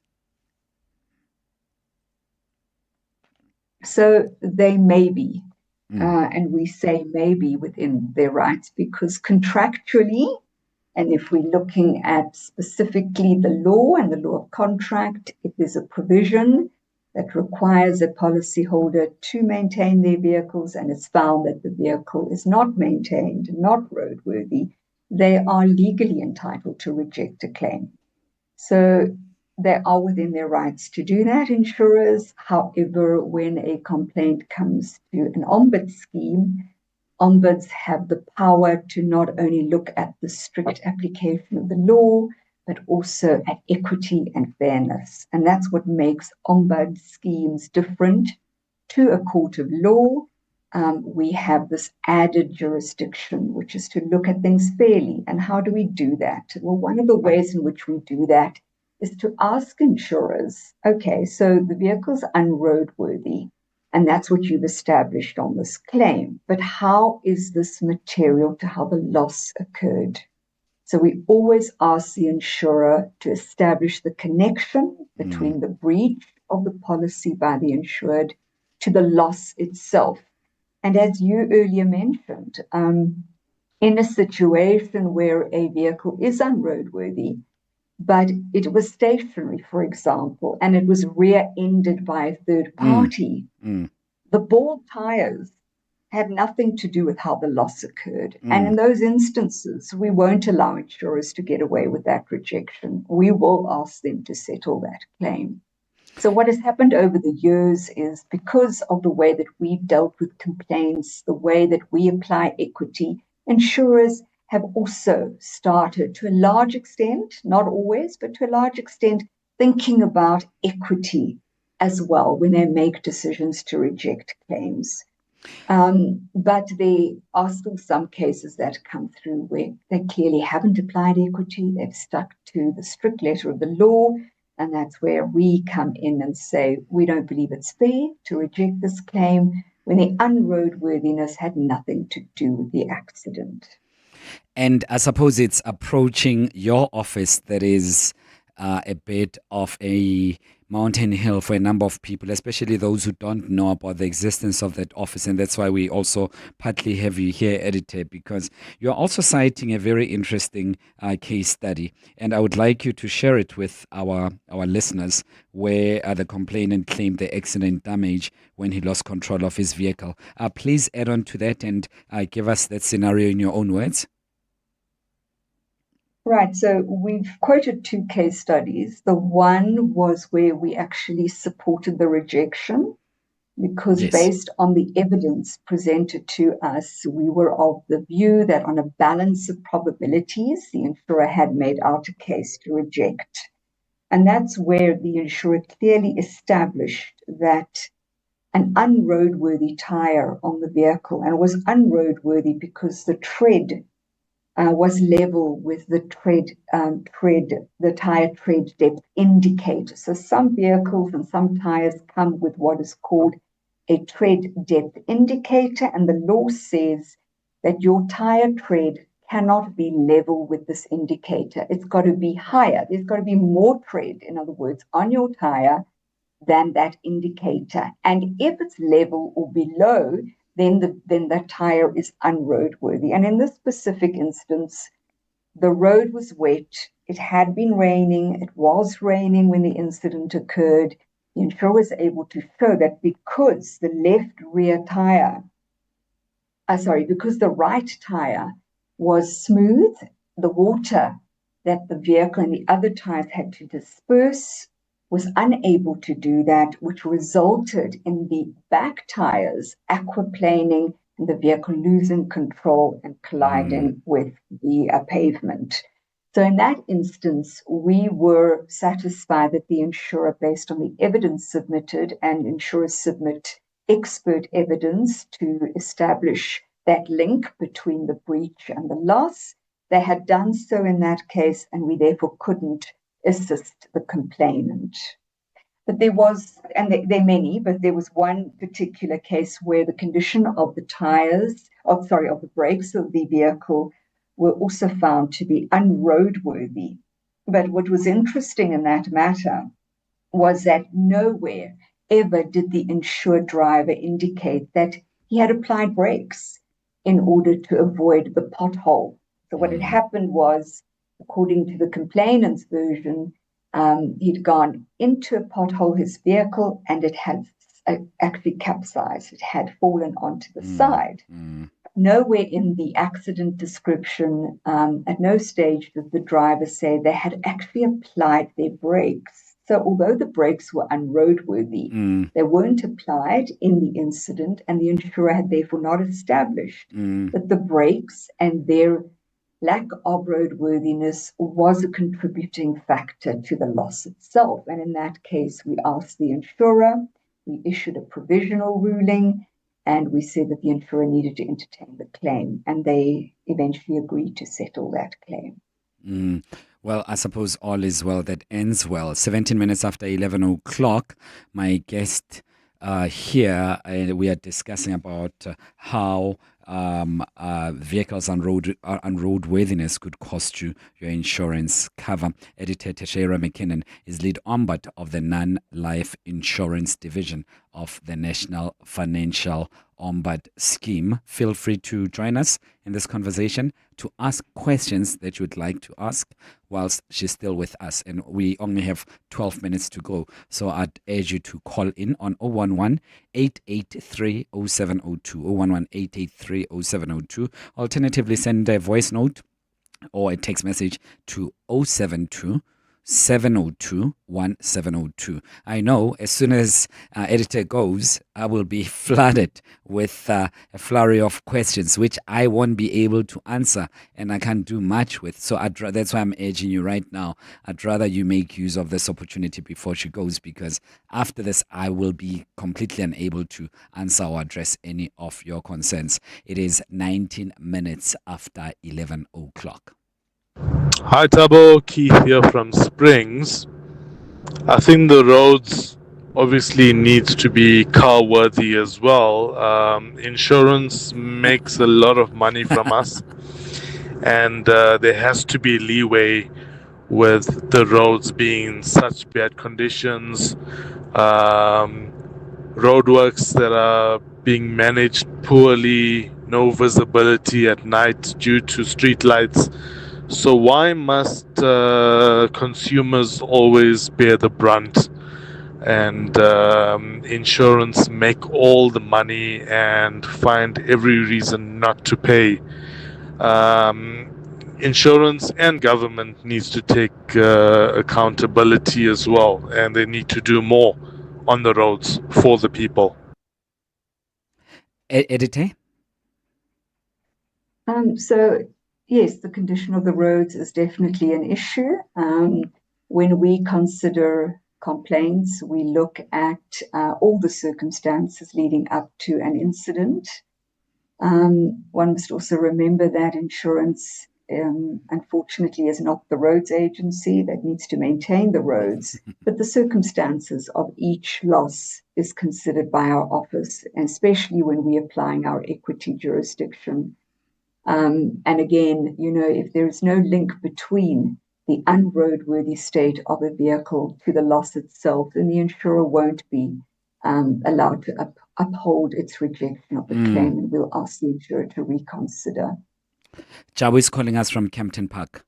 And but before that, let's just go to one question that I wanted to have for you. Editor, what is demonstrably a roadworthy vehicle? Is that evidenced by a valid license disc? Is it how we see that the vehicle is roadworthy?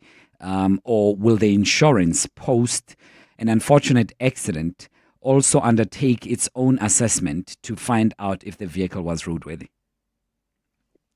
Yes, so there's two aspects, right, to roadworthiness. There's the fact that your vehicle has to be licensed and you have to pay your annual license. If that has expired, that's not what we're referring to with regards to unroadworthiness. That is a legal requirement, but we will always argue that the failure to license your vehicle, or we'll ask the insurer, what has that got to do ultimately with the claim and the loss itself? And there will not be many instances where the insurer will be able to show that link. What we're talking about with regards to unroadworthiness is specifically parts of your vehicle that need to be serviced, that need to be maintained, and that as a result of a lack of service or maintenance, a part has failed, which has led to an incident. And if the insurer can show that that part failed because of a lack of maintenance or service, then it will be entitled to reject the claim. So we're looking, specifically at servicing vehicles, at maintaining your vehicle. Insurers use experts, motor assessors to actually look at the vehicle in its damaged state shortly after an accident in order to establish the unroadworthiness or not of that vehicle. So that happens almost immediately after a claim is submitted. Yes. Then an assessor gets appointed, and they are experts in their field. Insureds who want to challenge an expert's findings that the insurer has appointed is also entitled to do that, and is entitled to produce a report to counter whatever findings have been made. We look at all the evidence submitted and then make a decision on a balance of probabilities. 23 minutes after 11 o'clock, and we are speaking to the lead ombud of the non-life insurance division of the National Financial Ombud Scheme, Editor Teshera McKinnon. I'd love to know about your experience. Perhaps your vehicle was unroadworthy and you were involved in an accident, hopefully not, and the insurance did not want to pay. What do you do now, and where to from here? Feel free to share your views and your thoughts, but most importantly, if there's a question that you'd like to raise with my guest, you are most welcome to do so. And just on the sideline, just as a news pointer to flag, you might be interested in knowing that long court judgment that has been going on of Julius Malema, EFF leader. He has been found guilty of contravening the Firearms Control Act. His former bodyguard, Adrian Snyman, was found not guilty. This is by Magistrate Toinette Olivier, but we will have that on EWN. The next EWN will cover that in detail. 011-883-0702, would love to hear from you. But there's something to be said, Editor, about the importance of nonetheless, whether the motivation is insurance or not, to make sure that your vehicle is roadworthy, let alone the insurance aspect of it. It may actually position you unfavorably on the roads as you navigate with other road users if there's an element of unroadworthiness. And at times, I'm guilty of that because I do not know much about vehicles, this, that, and the other. There could be something that makes it unroadworthy. Unless I'm alerted to it by my dashboard, I wouldn't know. So there's something to be said about nonetheless making sure that one way or the other, your vehicle is roadworthy. Absolutely. If your vehicle is insured, obviously there's a contractual obligation. But apart from that, there's also a legal requirement. All owners of vehicles need to keep their vehicles in roadworthy conditions. And we know the carnage on our roads. And a lot of the time that carnage is caused by vehicles that are not roadworthy, especially when it comes to heavy commercial vehicles and the devastation that they cause when they're not kept in a roadworthy condition. So, one would need to, first of all, if you have a sense that your vehicle's not performing the way it normally does, or you hear an unusual sound, or a light comes up on your dashboard, those are all indicators that something may not be right with this vehicle, right? Especially with the dashboard light. Don't ignore it. If you continue to drive and you become aware that there's this knocking noise, in your vehicle, or there's a light on the dashboard, you may actually be found to have been reckless, not just negligent, but actually reckless. And again, that's another ground on which an insurer can reject your claim, because the insurer is there not to cover you for situations that you become aware of and you do nothing. You take no steps to mitigate against. So all insurance policies in the market have a provision that you need, as a reasonable person, to take reasonable steps to prevent harm, damage, loss to your property. So they've also got another provision that they could invoke to reject your claim. Editor, it's Public Transport Month since the kicking off October this day. I'm wondering to what extent commuters also involved negatively or affected negatively by unroadworthy vehicles. They could be using a taxi or any other form of vehicle that is unroadworthy. It could also be an Uber. Will that somehow also affect their claims as they go to the Road Accident Fund? I'm not sure, Tabo, if it's found that the vehicle's unroadworthy, whether the passenger liability claims could be affected. I'm not an expert on that, unfortunately. But we just need to listen to the news to know what devastating accidents happen and have happened on our roads, and especially as we approach year end, a lot of people traveling. If you've got insurance cover, your cover may be negated, and then you're sitting not only with your own damaged vehicle that you need to repair, but you're sitting with potential passenger liability exposure as well as damage to other person's property or another vehicle that you may have collided into.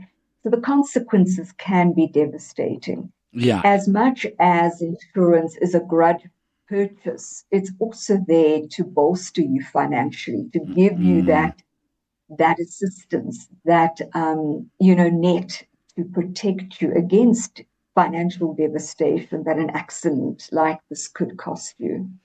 And also worrying that about 1.2 million vehicles are said or deemed to be unroadworthy, with an additional of 800,000 being unregistered or unroadworthy. That would be about 2 million vehicles. So you don't know who you're driving next to, and that can as well be a potential danger to you. Lastly, Editor, how do people reach your office? Those who are listening and are thinking we should now queue up at Editor's office. They're welcome to go onto our website, www.nfosa.co.za. They can phone our office, 0860 800 900. Can pop an email as well to info@nfosa.co.za. I thoroughly enjoyed talking to you, and I wish you the very best, Editor Teshera McKinnon, lead ombud of the Non-Life Insurance Division of the National Financial Ombud Scheme. Exactly 11:30. Mbali Dlamini standing by to give us the very latest eyewitness news headlines. Good morning, welcome, Mbali. Thanks, Thabo. A very good morning. EFF leader Julius Malema has suffered a major setback after being found guilty on charges linked to his firearms discharge case. The East London Magistrates Court delivered judgment this morning against Malema and his security officer Adrian Snyman. The two faced allegations of contravening the Firearms Control Act, which include the unlawful possession of a firearm as well as ammunition. Let's stay in the courts. The Modimolle Magistrates Court has rejected the state's application to declare its own witness uncooperative in the Phalaphala case. The witness, who cannot be named for legal reasons, allegedly drove the suspects from Limpopo to Gauteng a few days after the break-in at President Cyril Ramaphosa's farm. Emanuela David, along with siblings Froliana and Ndilinasho Joseph, are currently on trial for the crime in Limpopo. And the Madlanga Commission of Inquiry has indicated it will not be responding to queries on whether it reached out to Nathi Mthethwa to appear as a witness before the commission. South Africa's ambassador to France was found dead at a hotel in Paris yesterday. Investigations surrounding the circumstances of his death are still ongoing. Those are the headlines. This EWN and more at midday or as it happens. EWN Traffic. Traveling on the N1 south in the Midrand area, we still have got that accident right near New Road, causing delays coming out of the Olifantsfontein Road exit. While in Kelvin, delays on the N3 north rather. This is between Marlborough Drive and the Baklu interchange. This is due to roadworks. There's more roadworks taking place on the N3 south, approaching the Glulies interchange. While traveling in Devlin, more delays due to roadworks along the Golden Highway. This is between the N1 and Union Avenue. Please be on the lookout out there. And that's your last traffic update from me, Amo Ramela. Karabujali will have your next traffic update from the top of the hour onwards. Stay tuned. There's more EWN on air, online, and on the EWN app.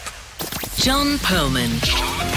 Weekday afternoons, 3 to 6. One of the issues that seems to be coming up, well, there are two. The one is privatization and a concern that process, because there's money to be made out of recycling, that those income streams are going to move into, let me just call it, a more corporatized space. That's the one concern, and perhaps you can address that. The issue of privatization, actually, I think is very misplaced in how it was directed. Pick it up, there's absolutely no intention of privatizing landfills. We currently run and operate 4 active landfills. We have absolutely no intention of privatizing our own landfills. John Perlman. 3 to 6 on 702.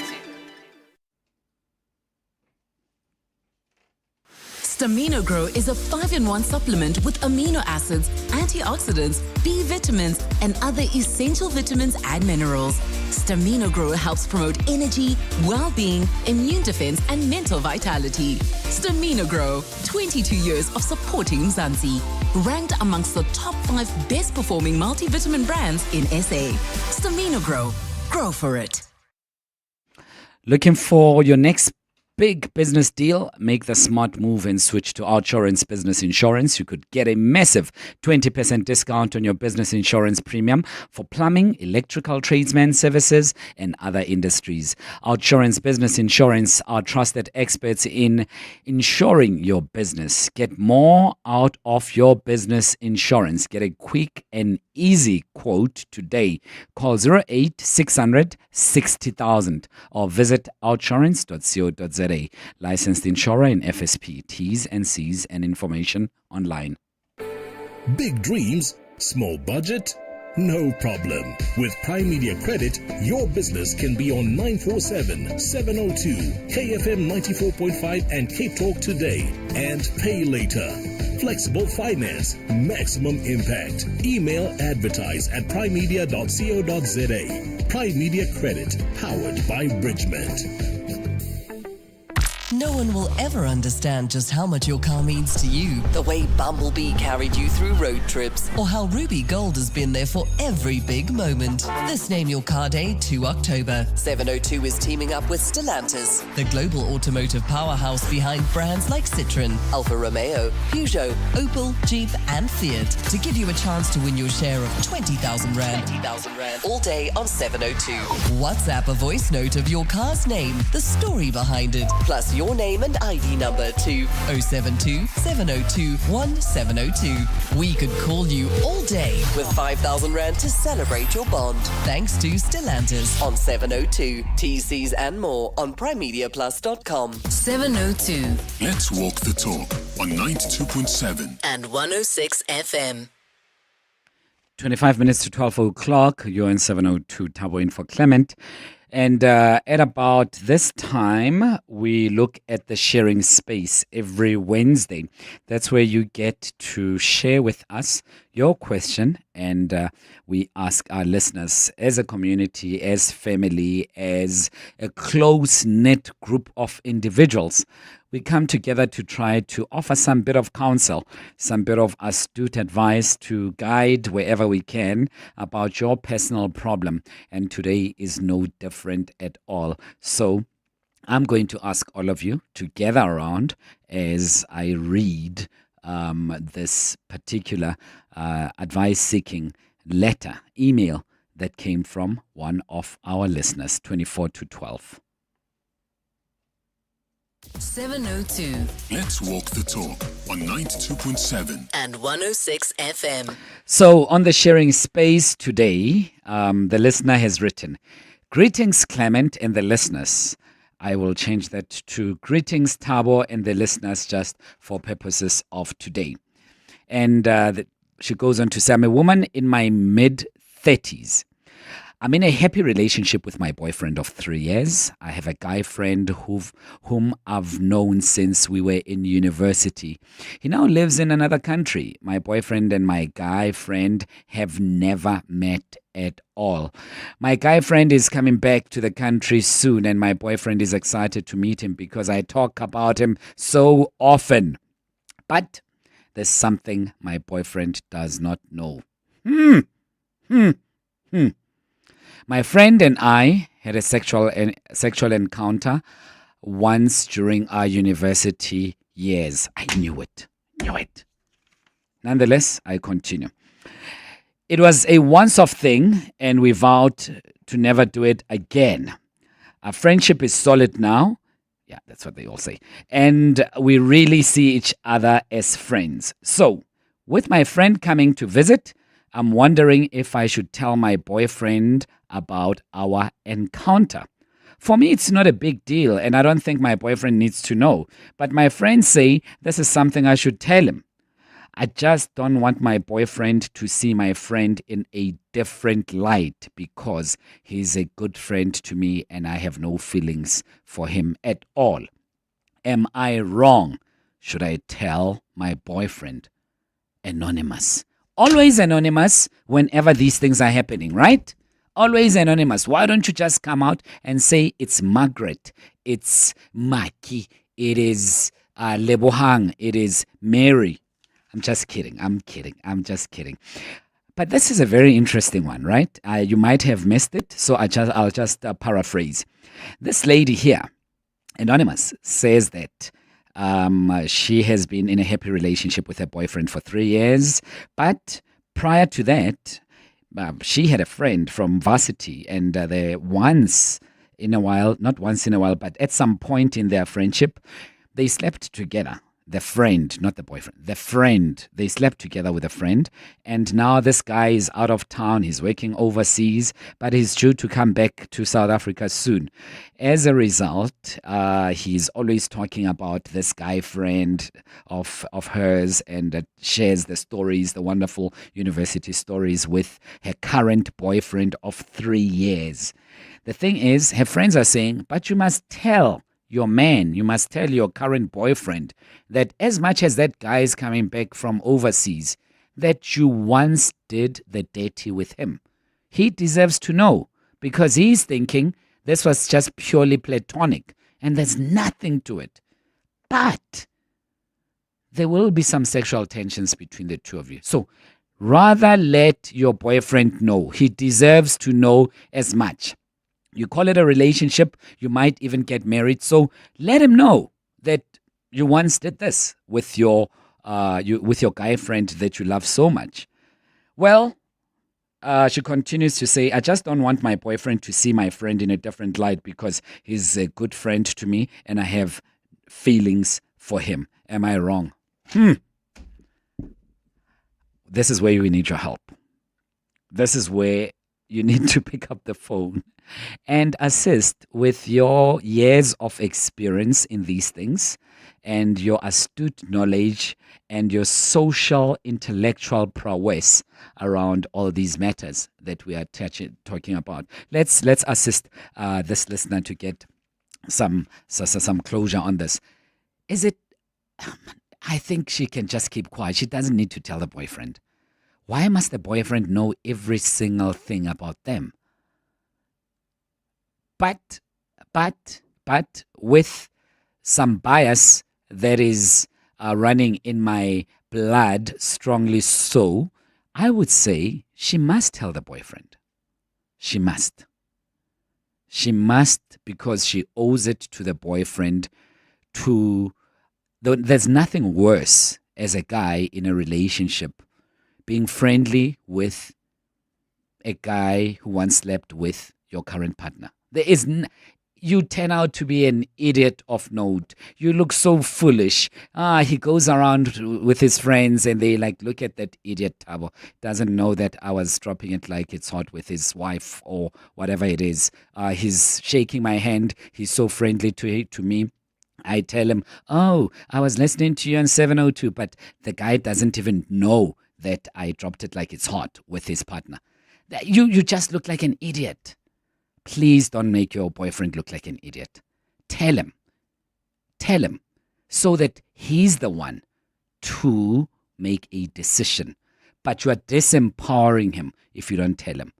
Can you imagine a group of guys and your friends know about this and all of you are chilled together around the Braai area, or you've gone on a picnic or an outing of sorts, and he's the only one who doesn't know, yet you claim to love this guy? Tell him. I say you tell him. I don't know what the listeners will say. But anyway, give us a call on 011-883-0702, 011-883-0702. I say the lady must tell the boyfriend that he slept with his friend at some point. That's me. I don't know what you say. Feel free to send a voice note or text message to 072-702-1702. Puti is calling from Indwa in the Eastern Cape. Puti, Molo. Molo Mhlekazi, kunjani? Akhonto. Ndiyabulela Mhlekazi, how are you? Thank you. Thanks very much. Look, it's very worrying when someone would have to speak about his or her past, especially where there were such dirty tricks,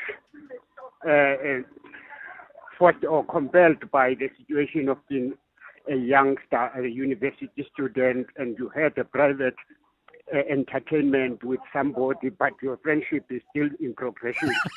But now, are you by chance a counselor somewhere in Indwe there? Are you a what counselor there, Puti? No, not exactly. But however, I'm worried by the situation itself. Yeah. It just entangles my heart because, in my view, there are small things like this that you need to die with. Because the moment she would say, yes, this is my friend, and our friendship was so nice up until the moment that we once had this and that privately, then your current husband now starts to tell you about his past, also coming with 5 or 6 girlfriends. I used to 6 successful girlfriends, and tell you that no, we used to have these private shenanigans with these people, 6 of them, and then I'm still going to trust him that yes, indeed, he's no longer doing such things. Yeah, but you see, all of that wouldn't matter if this guy was out of their lives. Now this guy is coming. This lady has been speaking about this guy for quite some time. He's in their lives. I don't need to tell her if those people are not in my life or our lives right now. But if that person is in our lives, we bump into him socially and otherwise, I would want to know so that I look at him and say, I'll never share a bottle of whiskey with you. You're such a jerk. You slept with my partner. Exactly. That's where it starts to emanate as a problem from my side, because there's still an existing relationship, and now you want to entangle these things and. Mputi Ndiabulela, thank you very much, Puti. Really appreciate it. Alpha, you are in 4 ways. Morning. Hey, how are you? How are you? Thanks. Interesting Morning. story, eh? Yes, sir. Yes, sir. Welcome. So listen. These guys are still in a relationship. It's unfortunate the girl doesn't know that this guy, they're still in a relationship. Probably for this guy, his friend, is probably the best sexual experience he's ever had. Huh? If he gets another chance, he'll do it again. Right? Sure. So for me, if they were not in contact, there was no need to tell his boyfriend because it's a past. Yes. Gone. But yes. this is not a past relationship. It's an ongoing relationship that they have. Well, it's a friendship for now.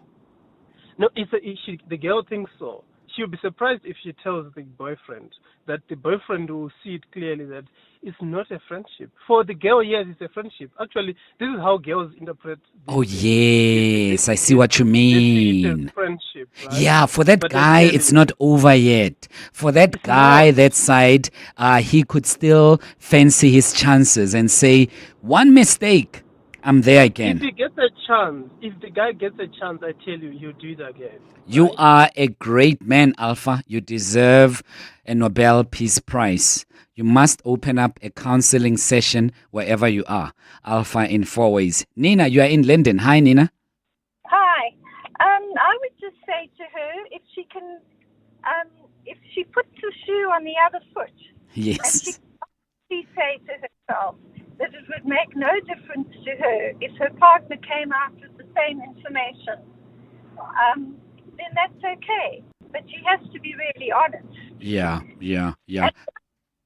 we have to take risks in relationships, otherwise they're never decent. Yeah, so you're saying, Nina, that she must... A little bit of a...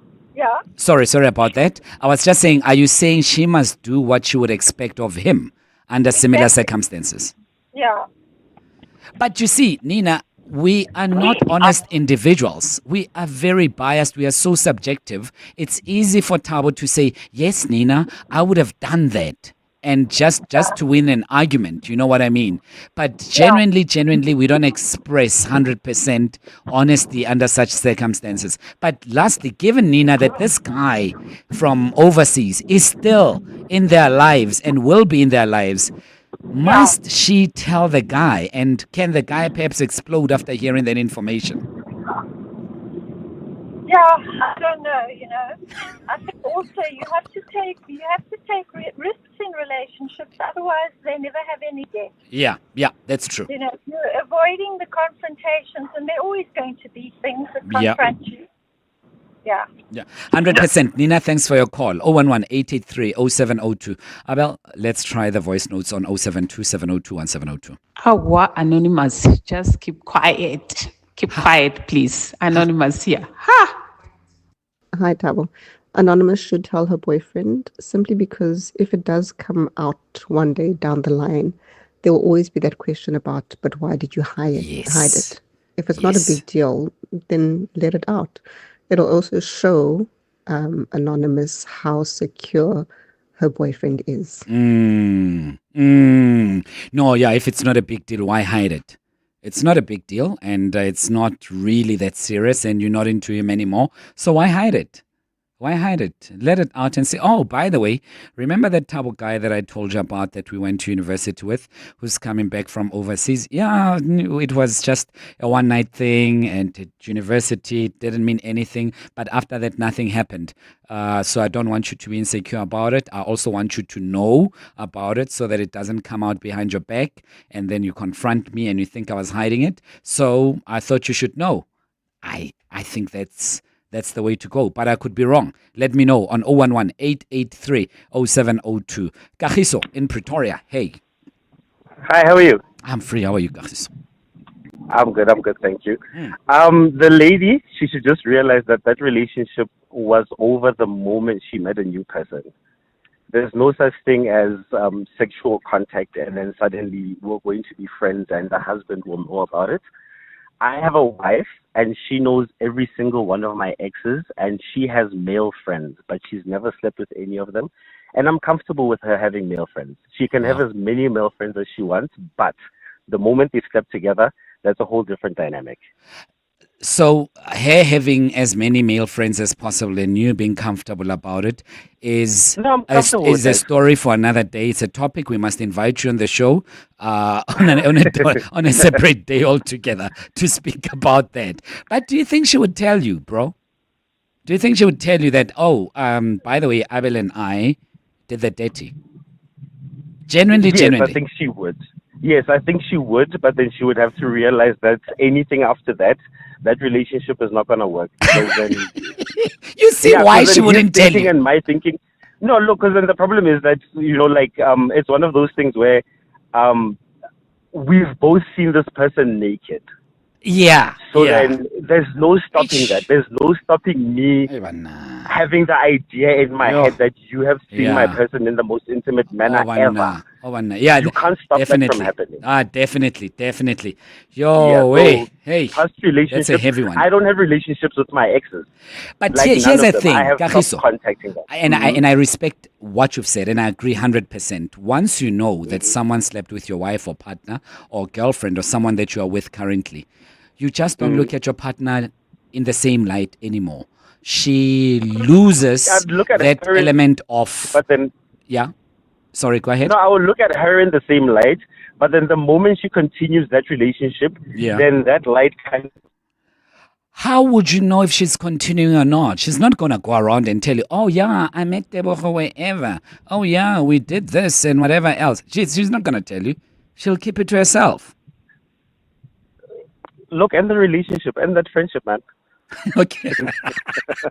Eta, listen, I hope you don't take anything that I said personally. I'm just pulling your leg. Please, Brad. I don't want to trigger anything in you and you go back to your wife. No, it's just talk, bruh. Please. Nothing serious. Please, for everyone, this is nothing. Don't take it too hard.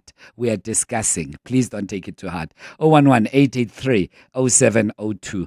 Mpo in Protea Glen. Hey, welcome. Hello. Hey, Paul. How are you? I'm free. How are you, Paul? I'm good. I wouldn't tell. I wouldn't. He was not part of it. Why not? The boyfriend was not existent when it happened. So. But he's in our lives now. He's going to come to my house and have dinner with you. You're always talking about it. Oh, he's so great. He's studying overseas. He's got so much money. Oh, you must meet him. The two of you will be great together. Well, the guy was not there when it happened. He must stay without knowing. He's here now, Mpo. He's here now. Yeah, but I know myself. I wouldn't be doing it again with a guy. You know yourself. You don't know him. But I wouldn't. It's him that we don't know. Secrets, don't we? Hey? We've got secrets. So it's going to be our secret. Your friend and I can have a secret. My boyfriend may also have a secret with somebody else as well. So what you don't know won't hurt you. No, Mpo, if he's so close, would you like your boyfriend to be a perpetual idiot in front of this jerk guy who's here, who once slept with you? Would you want to compromise your boyfriend so much? And this guy knows that your boyfriend doesn't know. He'll obviously think there are trust issues in your relationship. No, I'll fool the friend and tell him I told my guy. Then he tells the guy, he says, I'm so happy that you were cool about me sleeping with your woman. No. I don't think you'd have guts to say that to the guy. Yeah. Well, I don't think any guy he'd be disrespectful to say that to my boyfriend. Hey, a lot of guys are disrespectful these days when Mpo. You don't know Mpo in Protea Glen. Togazani, you are in Josie. Hi. Yes, I'm in Joseph. Hi, how are you? I'm free. How are you, man? I'm good, thanks, man. I'm good, thanks. Yeah. So, listen. First off, people should be in the habit of disclosing such information way early into the relationship, especially if she had figured out that, hey, I'm going to keep this guy around. Let me know way early before things get too serious so that I have the choice to stick around or deal with whatever it is, you know? Yeah. And also, when you hide things, it's guaranteed there's something there that's going on. Yeah. You're not going to hide stuff and when there's nothing happening. So if she's hiding it, I don't know. It's suspicious. It's suspicious. And where there's smoke, there's usually fire. Fire. Yeah, So, yeah. Maybe she knows the boyfriend too well and knows that the boyfriend can't take these kind of news lying down. Yeah, if she knows the boyfriend that well, then she has a decision to make. Either she dies with the boyfriend or it cuts off the friend or just limits it to, one of those guys that you just know. Because I don't, personally, I don't trust any ex-relationships or sexual encounters.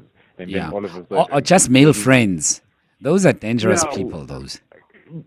Because, let's be honest, any man, whenever they get an opportunity, yes, very few men who will try and resist. That's me. I'm one of the few there, by the way. You should give us Tagazani, thanks for that. Your text messages on 072-702-1702. This one says, Yo, Tabo.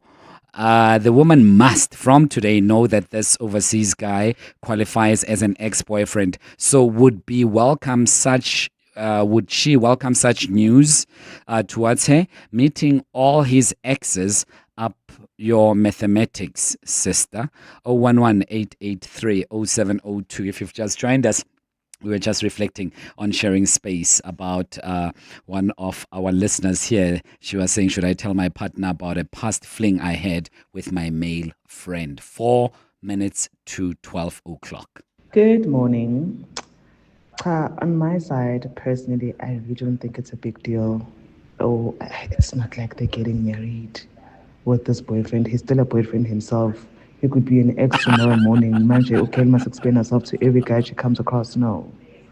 And also the fact that this guy friend, it happened once. It's not like they were actually dating and they also were on the verge of getting married and then got paid. No, guys, it's really not that deep. It's university things. I mean, we're all wild at some point in our lives. And if anything, I expect the girl to tell her best friend, which dude, I'm in a serious relationship. Don't mess this up for me. I suppose. Yeah. I say she must tell him. 3 minutes to 12 o'clock. Aubrey Masango. Weekday evenings, 8 to midnight. What is the binding vision of South Africa and South Africanness? I think we lost that. We have degenerated into a place where we are nothing more than a transactional space. I say this with tears in my eyes because the potential, whom we could have become, is a distant memory. There are some of us who still feel the fire. We are able to rise above our partisan transactional nonsense that produces people who can steal 2 billion rand. Aubrey Masango. 8 to midnight on 702. 702. Calling all golf pros. Hollywood Bets invites you to step onto the green. Tee up, take a swing, and enjoy glorious golf action from electrifying competitions and thrilling live tournaments. Get ready to conquer the fairway and chase epic fortunes. Ready to master the odds and experience your crowning moment? Bet now on all the excitement and prepare to make your hole-in-one shot to sensational success. T's and C's apply. Hollywood Sportsbook is a licensed betting operator. No persons under the age of 18 years are permitted to gamble. Winners know when to stop. South African Responsible Gambling Foundation toll-free counseling line 0800 006 008. Did you know that all residential complexes are legally required to register with the Community Scheme Ombud Service, or CSOS? Registration is easy and it's free. All registered schemes can access a quick and affordable alternative dispute resolution body and can also learn more about the rights and responsibilities of people living within a community scheme. We'd like to appeal to all unregistered community schemes to register with the CSOS today. Visit csos.org.za to find out more. Coming up on the Midday Report.